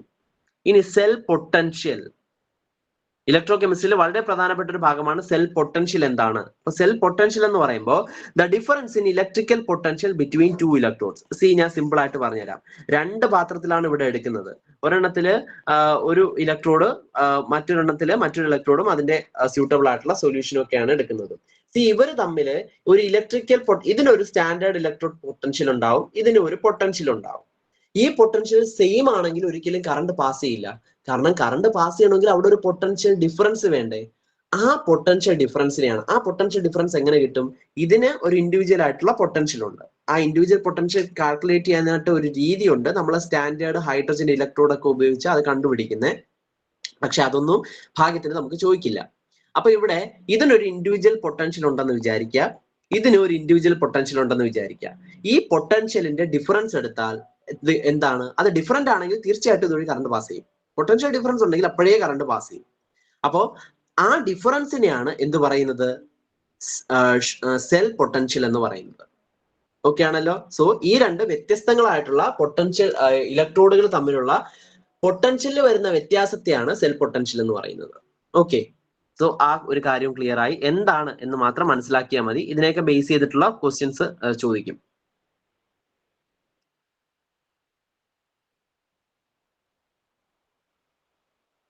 യെസ്, ഞാൻ നേരത്തെ പറഞ്ഞ സ്റ്റാൻഡേർഡ് ഇലക്ട്രോഡ് പൊട്ടൻഷ്യൽ ഇവിടെ കൊടുത്തിട്ടുണ്ട്. ഈച്ച് ഹാഫ് സെൽ എന്ന് പറയുമ്പോൾ ഓരോ പാത്രത്തിലുമുള്ള ഇൻഡിവിജ്വൽ ആയിട്ടുള്ള ആ ഒരു സെല്ലുകളെയാണ് അല്ലെങ്കിൽ ഇലക്ട്രോഡുകളെയാണ് ഹാഫ് സെൽസ് എന്ന് പറയുന്നത്. Has A standard electrode potential E0. ഞാൻ പറഞ്ഞല്ലോ, ഓരോന്നിനും ഒരു സ്റ്റാൻഡേർഡ് ആയിട്ടുള്ള ഇലക്ട്രോഡ് പൊട്ടൻഷ്യൽ ഉണ്ടാവും. which is the potential of half reaction relative to the standard hydrogen electrode. ഞാൻ പറഞ്ഞില്ലേ, സ്റ്റാൻഡേർഡ് ഹൈഡ്രജൻ ഇലക്ട്രോഡിനെ ബേസ് ചെയ്തിട്ടാണ് അത് എടുക്കുന്നത്. അപ്പൊ സ്റ്റാൻഡേർഡ് ഹൈഡ്രജൻ ഇലക്ട്രോഡ് എന്താണെന്ന് പറഞ്ഞിട്ടുണ്ട്. 1 മോളാർ കോൺസെൻട്രേഷനും 1 atm പ്രഷറിലും 25 ഡിഗ്രി സെൽഷ്യസിലുമാണ് ആ ഒരു സ്റ്റാൻഡേർഡ് കണ്ടീഷൻ പറയുക. അത്തരത്തിലൊരു ഹൈഡ്രജൻ ഇലക്ട്രോഡ് എടുക്കുകയാണെങ്കിൽ അതിനെയാണ് സ്റ്റാൻഡേർഡ് ഹൈഡ്രജൻ ഇലക്ട്രോഡ് എന്ന് പറയുന്നത്. The standard potentials can be used to calculate the cell potential. അപ്പോൾ ഇത് വെച്ചിട്ട് നമുക്ക് എന്ത് കണ്ടുപിടിക്കാൻ പറ്റും, ഇതിന്റെ സ്റ്റാൻഡേർഡ് ഇലക്ട്രോഡ് പൊട്ടൻഷ്യൽ എക്സും ഇതിന്റെ വൈയും ആണെങ്കിൽ x - y എടുത്താൽ ഈ സെല്ലിന്റെ ടോട്ടൽ പൊട്ടൻഷ്യൽ കിട്ടുമെന്നാണ് പറയുന്നത്. അത്രയേ ഉള്ളൂ. ഇനി ആപ്ലിക്കേഷൻസ് ആണ്. ആപ്ലിക്കേഷൻസ് സെല്ലാകുമ്പോഴത്തേക്ക് തീർച്ചയായിട്ടും എനർജി പ്രൊഡ്യൂസ് ചെയ്യാനായിട്ടും use as battery to power various devices, to small electronics to vehicles. They are also employed in electroplating. Electroplating ചെയ്യാനായിട്ട് ഉപയോഗിക്കുന്നുണ്ട് കേട്ടോ. Where a metal coating is deposited into a conductive surface. അപ്പോൾ electroplating എന്താണെന്നാണ് അവിടെ പറയുന്നത്. Electroplating എന്ന് പറയുമ്പോൾ നമുക്കറിയാലോ, തങ്കത്തിൽ പൊതിഞ്ഞ ആഭരണങ്ങൾ എന്നൊക്കെ കേട്ടിട്ടില്ലേ, 1 ഗ്രാം തങ്കത്തിൽ പൊതിഞ്ഞൊക്കെ, അതെല്ലാം ഇലക്ട്രോപ്ലേറ്റ് ചെയ്ത് വരുന്നതാണ്. അതായത് സാധാരണ ഏതെങ്കിലും കോപ്പറിലോ അങ്ങനെയുള്ള ആഭരണമായിരിക്കും അതിലേക്ക് ഗോൾഡ് പ്ലേറ്റ് ചെയ്തെടുക്കുന്നതാണ്. സോ അത്തരത്തില് ഒരു മെറ്റലിന്റെ പുറത്ത് മറ്റൊരു മെറ്റൽ കോട്ട് ചെയ്യുന്നതിനാണ് ഇലക്ട്രോപ്ലേറ്റിംഗ് എന്ന് പറയുന്നത്. അതൊക്കെ ചെയ്യാനായിട്ട് ഉപയോഗിക്കുന്നു എന്നാണ് പറയുന്നത്. ഓക്കെ, അപ്പൊ ബ്രീഫായിട്ട് ഗാൽവാനിക് സെൽ എന്താണ്, അതിലെന്താണ് പറയുന്നത് എന്ന് ഏറ്റവും ബ്രീഫായിട്ട് പറയാനുള്ള രീതിയാണ് ഇത്. ഇനി ഇതിൽ എന്തേ ചെയ്യാനുള്ളൂ, ആ ഒരു ഫിഗർ മാത്രമേ ഇതിൽ ഇൻക്ലൂഡ് ചെയ്യാനുള്ളൂ. ബാക്കി എല്ലാ കാര്യങ്ങളും ഇതിൽ പറഞ്ഞിട്ടുണ്ട്. ഫിഗർ ഒക്കെ ഇൻക്ലൂഡ് ചെയ്യുകയാണെങ്കിൽ ഈ ഒരു റിവിഷൻ സെഷൻ കുറെ ലോങ് ആയി പോകും. അതുകൊണ്ടാണ് നിർത്തുന്നത്. നമുക്കിനി ഒരു 10 മിനിറ്റിൽ ഇത് തീർക്കണം, ടെസ്റ്റ് ഉൾപ്പെടെ തീർക്കണം. ഇനി അതിന്റെ എക്സാമ്പിൾസ് ആണ്. Common examples of galvanic cell എന്ന് പറയുന്നത് ഡാനിയൽ സെല്ലാണ്. അത് ഇമ്പോർട്ടന്റ് ആണ്. ഡാനിയൽ സെല്ലാണ് നമ്മൾ പഠിക്കുന്നത്. ആ ഫിഗർ ആയിട്ട് നമ്മൾ പഠിക്കുന്നത് ഡാനിയൽ സെല്ലാണ്. സിങ്ക് കോപ്പർ സെല്ലിനെയാണ് ഡാനിയൽ സെൽ എന്ന് പറയുന്നത്. സിങ്ക് ആനോഡും കോപ്പർ കാഥോഡും ആയിരിക്കും. അതിന്റെ റെസ്പെക്റ്റീവ് ആയിട്ടുള്ള സൊല്യൂഷനിലിടും. അങ്ങനെയുള്ള കാര്യങ്ങളെല്ലാം ഡാനിയൽ സെൽ. ഓക്കെ, ഇനി ഇലക്ട്രോലിറ്റിക് സെൽ എന്ന് പറയുമ്പോൾ നമുക്ക് ഇലക്ട്രോ കെമിക്കൽ സെല്ലിൽ നമുക്ക് എന്ത് കിട്ടും, ഈ ഗാൽവാനിക് സെല്ലിലേക്ക് നമുക്ക് എന്ത് കിട്ടും, ഇലക്ട്രിസിറ്റി ഇങ്ങോട്ട് കിട്ടും. പക്ഷെ ഇലക്ട്രോലിറ്റിക് സെല്ലാണെങ്കിൽ നമ്മൾ ഇലക്ട്രിസിറ്റി പവർ അങ്ങോട്ട് കൊടുക്കണം. ഇതൊരു പവർ സോഴ്സ് വേണം. അത്രേ ഉള്ളൂ ഡിഫറൻസ്, വേറൊരു ഡിഫറൻസും ഇല്ല. അപ്പൊ ഡെഫിനിഷൻ എന്ന് പറയുന്നത്, cell is an electrochemical cell that uses electrical energy to drive non spontaneous chemical reaction. Okay, അപ്പൊ ഇവരെന്ത് ചെയ്യുന്നു, ഇലക്ട്രിക്കൽ എനർജി എടുത്തുകൊണ്ട് കെമിക്കൽ റിയാക്ഷൻ ഇങ്ങോട്ട് തരും. അതാണ് ഇവിടെ നടക്കുന്നത്. അപ്പൊ നേരെ തിരിച്ച് ചിലപ്പോൾ അതൊരു ഡീകമ്പോസിഷൻ റിയാക്ഷൻ ആവാം. അതിനാണ് ഇലക്ട്രോളിസിസ് എന്ന് പറയുന്നത്. ഇനി അതൊരു ഇലക്ട്രോ പ്ലേറ്റിംഗ് ആവാം. അങ്ങനെ എന്ത് റിയാക്ഷൻ വേണോ ആവാം. അപ്പൊ ഇവിടെ നമ്മൾ എനർജി എന്ത് ചെയ്യുന്നു, യൂസ് ചെയ്തിട്ടാണ് അത് നടക്കുന്നത്.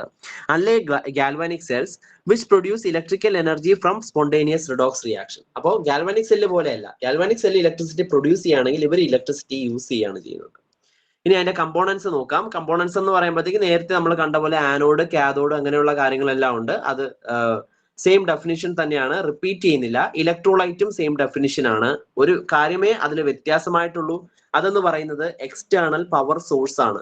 എക്സ്റ്റേണൽ ആയിട്ടുള്ള ഒരു പവർ സോഴ്സ് അവരിവിടെ യൂസ് ചെയ്യുന്നുണ്ട്. എക്സ്റ്റേണൽ പവർ സോഴ്സ് അത് വളരെ ഇമ്പോർട്ടന്റ് ആണ്. സപ്പോസ് ഒരു ബാറ്ററിയോ അങ്ങനെ എന്തെങ്കിലും ഒക്കെ ആയിരിക്കാം. ഓക്കെ ആണല്ലോ.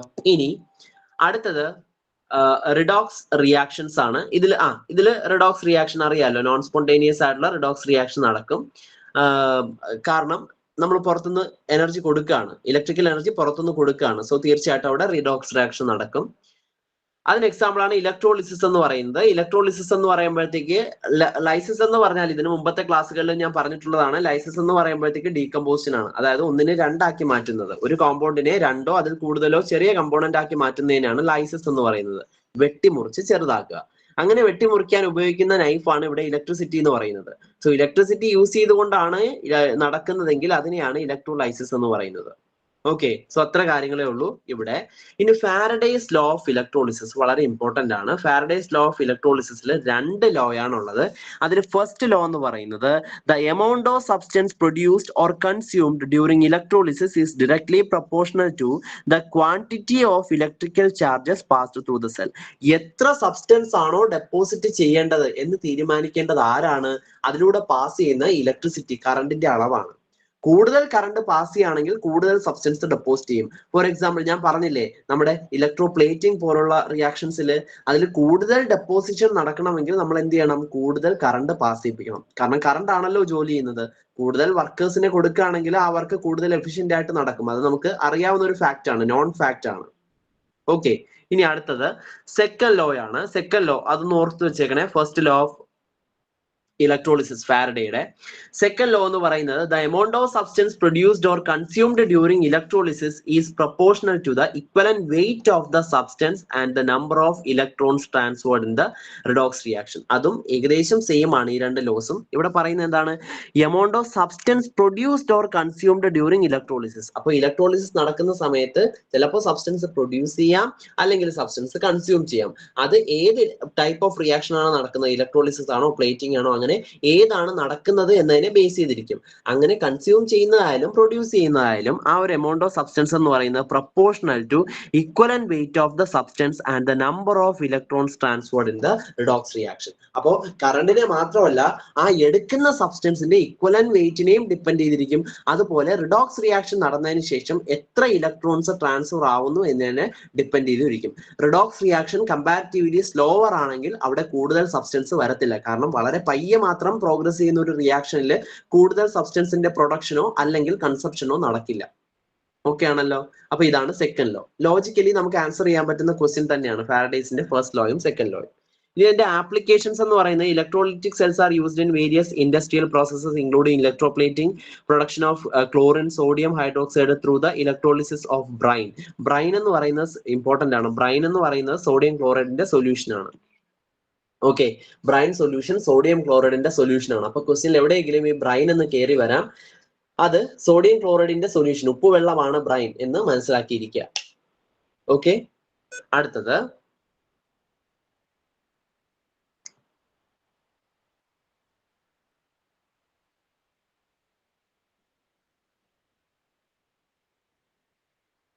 യെസ്, എക്സാമ്പിൾസ് പറയുന്നു. Common examples of electrolytic cell നമ്മൾ പലപ്പോഴും പറഞ്ഞിട്ടുള്ളതാണ്. അതിൽ electrolysis of water. Okay, Humphry Davy ആണ് അത് ചെയ്തത്. ഇലക്ട്രോളിസിസ് ഓഫ് വാട്ടർ, വാട്ടറിനെ ഇലക്ട്രിസിറ്റി പാസ് ചെയ്ത് ഹൈഡ്രജനും ഓക്സിജനും ആക്കി സ്പ്ലിറ്റ് ചെയ്തു, അത് പറയാം. അതുപോലെ നമുക്ക് നേരത്തെ പറഞ്ഞ ബ്രൈനിനെ സ്പ്ലിറ്റ് ചെയ്തിട്ട് ഓക്സിജൻ ഒക്കെ ഉണ്ടാക്കുന്ന ക്ലോറാൽക്കലി പ്രോസസ്സ് പറയാം. അങ്ങനെ പല എക്സാമ്പിൾസ് പറയാം. ഇനി അടുത്ത കൺസെപ്റ്റ് ഓഫ് പി എച്ച് ആണ്. കൺസെപ്റ്റ് ഓഫ് പി എച്ച് നമുക്കറിയാം, കൂടുതൽ കാര്യങ്ങൾ ഞാൻ അതിൽ പറയുന്നില്ല. സോ ഇവിടെ activity of hydrogen ion, H+ ion, negative log concentration of H+. ഇതാണ് പി എച്ച് കണ്ടുപിടിക്കാനുള്ള ഇക്വേഷൻ എന്ന് പറയുന്നത്. വളരെ ഇമ്പോർട്ടന്റ് ആണ്. സോ ആക്ടിവിറ്റി ഓഫ് H+ ആണ്. എത്ര ഹൈഡ്രജൻ അയോൺസിന്റെ ആക്ടിവിറ്റി അവിടെ നടക്കുന്നു അതിനെയാണ് പി എച്ച് എന്ന് പറയുന്നത്. ആ പി എച്ച് വാല്യൂവിന്റെ ഇൻഡിക്കേഷൻ ഒക്കെ നമുക്കറിയാം. പി എച്ച് <7 ആണെങ്കിൽ എന്താണ്, <7 ആണെങ്കിൽ എന്താണ്, =7 ആണെങ്കിൽ എന്താണ്, ഇത്രയും കാര്യങ്ങൾ അറിയാം. ഇവിടെ ഒരു കാര്യമാണ് പ്രധാനമായിട്ട് പറയാൻ ഉള്ളത്. ഇതെല്ലാം അറിയാവുന്ന കാര്യമാണ്. ഈ ഒരു പോയിന്റ്, അതായത് പി എച്ച് സ്കെയില് ലോഗരിതമിക് ആണ്. ലോഗരിതമിക് സ്കെയിലാണ് പി എച്ച്. ഓക്കെ, അപ്പോ നമുക്കറിയാലോ -log H+ ആണ്. ഇവിടെ ഒരു കാര്യം ശ്രദ്ധിക്കേണ്ടത്, P H represents the 10-fold change in the acidity or alkalinity of a solution. വളരെ ഇമ്പോർട്ടന്റ് ആണ്. ആ പോയിന്റ് വെച്ചിട്ട് ക്വസ്റ്റ്യനും ഉണ്ട്. സോ ഇവിടെ എന്താണ്, for example, a solution with a pH 3 is 10 times more acidic than solution of pH 4. അപ്പോൾ ഒരു സൊല്യൂഷന്റെ pH 4 ആണ്, മറ്റൊരു സൊല്യൂഷന്റെ pH 3 ആണ്. അങ്ങനെയാണെങ്കിൽ ഈ രണ്ട് സൊല്യൂഷനുകൾ തമ്മിൽ എന്താണ് വ്യത്യാസം? ഈ സപ്പോസ് ഈ ഒരു സൊല്യൂഷനെ എ എന്നും ഈ ഒരു സൊല്യൂഷനെ ബി എന്നും എടുക്കാം. അപ്പൊ നമുക്കറിയാം എ ആണ് മോർ അസിഡിക്. അത് എത്ര കൂടുതലാണ് എന്ന് നമുക്ക് അറിയൂലല്ലോ. യെസ്, അത് 10 times കൂടുതലാണ്. ഇവിടെ ഒരു വാല്യൂ മാറുന്നുള്ളൂ. ഒരു വാല്യൂ മാറിയാലും നമുക്ക് 10 times ആണ് എന്ത് വരുന്നത്, പി എച്ചിൽ ചേഞ്ച് വരുന്നത്. അതായത് സൊല്യൂഷൻ ബി എന്ന് പറയുന്നത്, സൊല്യൂഷൻ എ എന്ന് പറയുന്നത് ബിനേക്കാളും 10 times അസിഡിക് ആണ് എന്ന് പറയാം. അതുപോലെ ഒരു എ എന്ന് പറയുന്ന ഒരു സൊല്യൂഷന്റെ പി എച്ച് എന്ന് പറയുന്നത് 9ഉം ബി എന്ന് പറയുന്ന സൊല്യൂഷൻ അത് 8ഉം ആണ്. അങ്ങനെയാണെങ്കിൽ ഇതിന്റെ വാല്യൂസ് അല്ലെങ്കിൽ അസിഡിറ്റി ഓർ ബേസിസിറ്റി ഒന്ന് കമ്പയർ ചെയ്യാൻ പറഞ്ഞാല് മോർ ബേസിക് ആയിട്ടുള്ളത് എ ആണ്. So A is 10 times more basic than B എന്ന് പറയാനായിട്ട് പറ്റും. ആ ഒരു പോയിന്റ് പി എച്ച് പറഞ്ഞപ്പോൾ ചിലപ്പോൾ ഒരുപക്ഷെ മെൻഷൻ ചെയ്തിരിക്കണമെന്നില്ല, ക്വസ്റ്റ്യൻസ് ഉണ്ട്. അതുകൊണ്ട് നമുക്ക് ഈ ഒരു പോയിന്റ് വളരെ ഇമ്പോർട്ടന്റ് ആണ്. ഓക്കെ ആണല്ലോ. സോ സൊല്യൂഷൻ പി എച്ചില് വളരെ ചെറിയ ഒരു ഡിഫറൻസ് ആണ്, ഒന്നൊക്കെയാണ് വരുന്നെങ്കിൽ പോലും നമുക്ക് ലോഗരിതമിക് സ്കെയിലാണ് ഇവിടെ എടുക്കേണ്ടത്. ലോഗ് എന്ന് പറയുമ്പോൾ log to the base 10. അപ്പോൾ 10 times 10 അവിടെ വളരെയധികം ഇമ്പോർട്ടൻസ് ഉണ്ട്. സോ ഒന്നാണ് മാറുന്നെങ്കിലും, ഒന്നാണ് കൂടുന്നെങ്കിലും, അല്ലെങ്കിൽ ഒന്നാണ് കുറയുന്നെങ്കിലും നമുക്ക് എന്ത് പറയാൻ പറ്റും, 10 times ആണ് അസിഡിറ്റി അല്ലെങ്കിൽ ബേസിസിറ്റി ചേഞ്ച് ആവുന്നത്. ഓക്കെ, അപ്പൊ ഇതാണ്. ബാക്കിയെല്ലാം നമുക്ക് പറഞ്ഞ കാര്യങ്ങൾ തന്നെയാണ്. ഇൻഡസ്ട്രിയൽ പ്രോസസ്സിനും മറ്റൊക്കെ ആയിട്ട് ഉപയോഗിക്കുന്നുണ്ട്. P H of a solution maintain ചെയ്യുന്നതൊക്കെ അതിന്റെ ഇമ്പോർട്ടൻസും കാര്യങ്ങളും എല്ലാം ഇവിടെ പറഞ്ഞിരിക്കുന്നത്. ജസ്റ്റ് ഇത് റിവിഷൻ നോട്ടാണ്, ഡീറ്റെയിൽസ് ഒന്നും ഉണ്ടാവത്തില്ല. ജസ്റ്റ് ടു ദ പോയിന്റ് ആയിട്ടുള്ള കാര്യങ്ങൾ മാത്രമേ ഉണ്ടാവുള്ളൂ. ഓൾറെഡി ഇതെല്ലാം പി എച്ചിന്റെ കേസസിൽ പഠിച്ചതുമാണ്. ഓക്കെ ആണല്ലോ. നമ്മുടെ ലാസ്റ്റ് മോഡ്യൂൾ, ഇനി ഇതിൽ ഒരു മോഡ്യൂളെ അവശേഷിക്കുന്നുള്ളൂ. അത് സർഫസ് കെമിസ്ട്രി ആണ്. സർഫസ് കെമിസ്ട്രി എടുക്കുകയാണെങ്കിൽ സർഫസ് കെമിസ്ട്രിയിലുള്ളത് കൊളോയിഡ്സ് എന്താണ്, ഇമൽഷൻസ് എന്താണ് പഠിക്കണം. ടൈപ്സ് ഓഫ് കൊളോയിഡ്സ് വിത്ത് എക്സാമ്പിളും പഠിക്കണം. അപ്പൊ types of colloids with example ഒരു ടേബിൾ ആയിട്ട് NCERT പ്രൊവൈഡ് ചെയ്തിട്ടുണ്ട്. ആ നോട്ട്സ് നിങ്ങൾക്ക് ലഭിച്ചിട്ടുണ്ടായിരിക്കും. അപ്പൊ ഞാൻ ഇവിടെ ജസ്റ്റ് എന്താണ് കൊളോയിഡ്സ്, എന്താണ് ഇമൾഷൻസ്, അത് മാത്രമേ പറയുന്നുള്ളൂ. അതും കൂടെ പറഞ്ഞിട്ട് നമുക്ക് നമ്മുടെ ചെറിയൊരു ടെസ്റ്റിലേക്ക് പോവാം. ടെക്സ്റ്റിന്റെ മാർക്ക് എല്ലാം ഇൻഡിവിജ്വൽ ആയിരിക്കും. അത് മാർക്ക് നിങ്ങൾക്ക് മാത്രമേ അറിയാൻ പറ്റുള്ളൂ. നിങ്ങൾ സെൽഫ് വാല്യുവേഷന് വേണ്ടിയിട്ടാണ് ആ ഒരു ടെസ്റ്റ് എന്ന് പറയുന്നത്. വേറെ ആരും മാർക്ക് അറിയില്ല. അപ്പോ നമുക്ക് നോക്കാം. കൊളോയിഡ്സ് എന്ന് പറയുന്നത് ഒരു മിക്സ്ചർ ആണെന്ന് വേണമെങ്കിൽ പറയാം. അതായത് ഈ കൊളോയിഡ്സ് ഒരിക്കലും സെറ്റിൽ ചെയ്യില്ല. അത് സോഡിയം ക്ലോറൈഡിന്റെ സൊല്യൂഷനൊക്കെ പോലെ ട്രാൻസ്പെറന്റ് ആയിട്ടുള്ള ക്ലിയർ സൊല്യൂഷൻ ഒന്നും ആയിരിക്കില്ല. എന്നാൽ ചെളിവെള്ളം പോലെ സെറ്റിൽ ചെയ്യുന്ന സൊല്യൂഷനും ആയിരിക്കില്ല. അത്തരത്തിൽ സെറ്റിൽ ചെയ്യാത്ത ടൈപ്പ് ഓഫ് സൊല്യൂഷൻസിനെയാണ് കൊളോയിഡ്സ് എന്ന് പറയുന്നത്. അപ്പോൾ കൊളോയിഡ്സിന് രണ്ട് ഫേസ് ഉണ്ട്. ഒന്ന് ഡിസ്പേർഷൻ ഫേസും ഉണ്ട്, മറ്റൊന്ന് ഡിസ്പേർഷൻ മീഡിയം ഉണ്ട്. അപ്പോൾ ഈ രണ്ട് കാര്യങ്ങളുമാണ് കൊളോയിഡ്സിൽ ഇമ്പോർട്ടന്റ് ആയിട്ടുള്ളത്. പിന്നെ കൊളോയിഡ്സ് തരുന്ന കുറച്ച് പ്രോപ്പർട്ടീസ് ഉണ്ട്, ലൈക്ക് ടിൻഡൽ എഫക്റ്റ് പോലുള്ള കുറച്ച് പ്രോപ്പർട്ടീസ്. അതെല്ലാമാണ് ഇവിടെ മെൻഷൻ ചെയ്തിരിക്കുന്നത് വിത്ത് അതിന്റെ എക്സാമ്പിൾസും. ജസ്റ്റ് ആ ടിൻഡൽ എഫക്റ്റ് എല്ലാം ജസ്റ്റ് ഒരു പോയിന്റിലേ എക്സ്പ്ലെയിൻ ചെയ്തിട്ടുള്ളൂ. അപ്പോൾ ഇതെല്ലാം തിയറീസ് ആണ്. ജസ്റ്റ് ഒരു തവണ വായിച്ചാൽ തന്നെ മനസ്സിലാവുന്ന കുറച്ച് കാര്യങ്ങളാണ്. സമയം അധികമായി പോയത് കൊണ്ട് ഞാനിത് കൂടുതൽ എക്സ്പ്ലെയിൻ ചെയ്യുന്നില്ല. നമുക്ക് എമൾഷൻസ് എന്താണെന്ന് നോക്കാം. കൊളോയിഡ്സ് എല്ലാവർക്കും അറിയായിരിക്കും. എമൾഷൻസിലാണ് കൂടുതൽ പേർക്കും ഡൗട്ട് വരുന്നത്. സോ എമൾഷൻസ് എന്താണെന്ന് നോക്കിയിട്ട് നമുക്ക് ആ ടെസ്റ്റിലോട്ട് പോകാം. എമൾഷൻസ് എന്ന് പറയുമ്പോൾ എമൾഷൻസ് ഒരു കൊളോയിഡ് തന്നെയാണ്. കൊളോയിഡിന്റെ പോലെ വേറൊരു സാധനമൊന്നും അല്ല എമൾഷൻ എന്ന് പറയുന്നത്. കൊളോയിഡിനകത്തുള്ള ഒരു സബ് കാറ്റഗറിയാണ് എമൾഷൻ എന്ന് പറയുന്നത്. Okay, so emulsions are type of colloid in which one liquid is dispersed in another liquid in the form of small droplets. അപ്പോൾ ഒരു ലിക്വിഡ് എന്ത് ചെയ്യുന്നു, മറ്റൊരു ലിക്വിഡില് ഡിസ്പേഴ്സ് ചെയ്തിരിക്കുന്നു. സോ ലിക്വിഡ് ഇവിടെ ഡിസ്പേർഷൻ ഫേസും ഡിസ്പേർഷൻ മീഡിയവും എന്താണ്, ലിക്വിഡ്സ് ആണ്. അപ്പോൾ അത്തരത്തിലുള്ള കൊളോയിഡുകളെയാണ് നമ്മൾ എന്ത് പറയുന്നത്, എമൾഷൻസ് എന്ന് പറയുന്നത്. The two immiscible liquids in an emulsion are typically stabilized by the emulsifying agent or surfactant, which helps to prevent the droplets from coalescing and separating. അപ്പോ ഈ രണ്ട് ലിക്വിഡ്സും ഞാൻ പറഞ്ഞു, രണ്ട് ലിക്വിഡ്സ് ആണ്. ഈ രണ്ട് ലിക്വിഡ്സും ഒരിക്കലും മിസിബിൾ ആവത്തില്ല. കാരണം ആൽക്കഹോളും വാട്ടറും ഒക്കെ പോലെ മിസിബിൾ ആയിരിക്കത്തില്ല, നോൺ മിസിബിൾ ആയിരിക്കും. സോ നോൺ മിസിബിൾ ആയിട്ടുള്ള ഈ സാധനത്തിനെ വെച്ചിട്ട് നമുക്ക് കൊളോയിഡ് ഉണ്ടാക്കണ്ടേ? ആ കൊളോയിഡ് ഉണ്ടാക്കാനായിട്ട് നമുക്ക് ചില സ്റ്റെബിലൈസിങ് ഏജൻസ് വേണം. അതിനെ എന്ത് ചെയ്തോളും, സ്റ്റെബിലൈസ് ചെയ്തോളും, ഇതിനെ മിക്സപ്പ് ചെയ്തോളും. കാരണം കംപ്ലീറ്റ് ആയിട്ട് വെള്ളവും ആൽക്കഹോളും പോലെ ഇത് മിക്സ് ആവത്തുമില്ല, എന്നാൽ വെള്ളവും പെട്രോളും പോലെ ഇത് രണ്ടായിട്ട് കിടക്കത്തുമില്ല. ഇതിന്റെ രണ്ടിന്റെ ഇടയ്ക്കുള്ള ഒരു ഫേസ്, അതിനെയാണ് ഇമൾഷൻ എന്ന് പറയുന്നത്. ഓക്കെ ആണല്ലോ. Emulsion can be classified into oil in water. O/W എന്ന് പറഞ്ഞാൽ ഓയിൽ ഇൻ വാട്ടർ എമൾഷൻ ആണ്.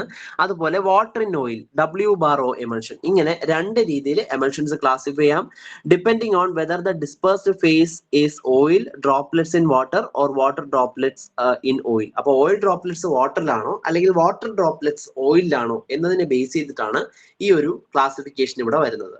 Okay, so common examples of emulsions include mayonnaise. Mayonnaise ഒരു ഓയിൽ ഇൻ വാട്ടർ ഇതാണ് കേട്ടോ. നമ്മൾ മന്തിയിലൊക്കെ യൂസ് ചെയ്യുന്ന മയണൈസ് ഇല്ലേ, അത് ഓയിൽ ഇൻ വാട്ടർ എമൾഷൻ ആണ്. ബട്ടർ എന്ന് പറയുന്ന വാട്ടർ ഇൻ ഓയിൽ എമൾഷൻ ആണ്. അതുപോലെ വിനെഗറി സാലഡ് ഡ്രസ്സിംഗ് എന്ന് പറയുന്നത് ഓയിൽ ഇൻ വാട്ടർ എമൾഷൻ ആണ്. ഓക്കെ, സോ ഇത്രയും കാര്യങ്ങളാണ് മോഡ്യൂൾ 1 വളരെ പ്രധാനമായിട്ട് നമുക്ക് ഡിസ്കസ് ചെയ്യാനായിട്ടുള്ളത്.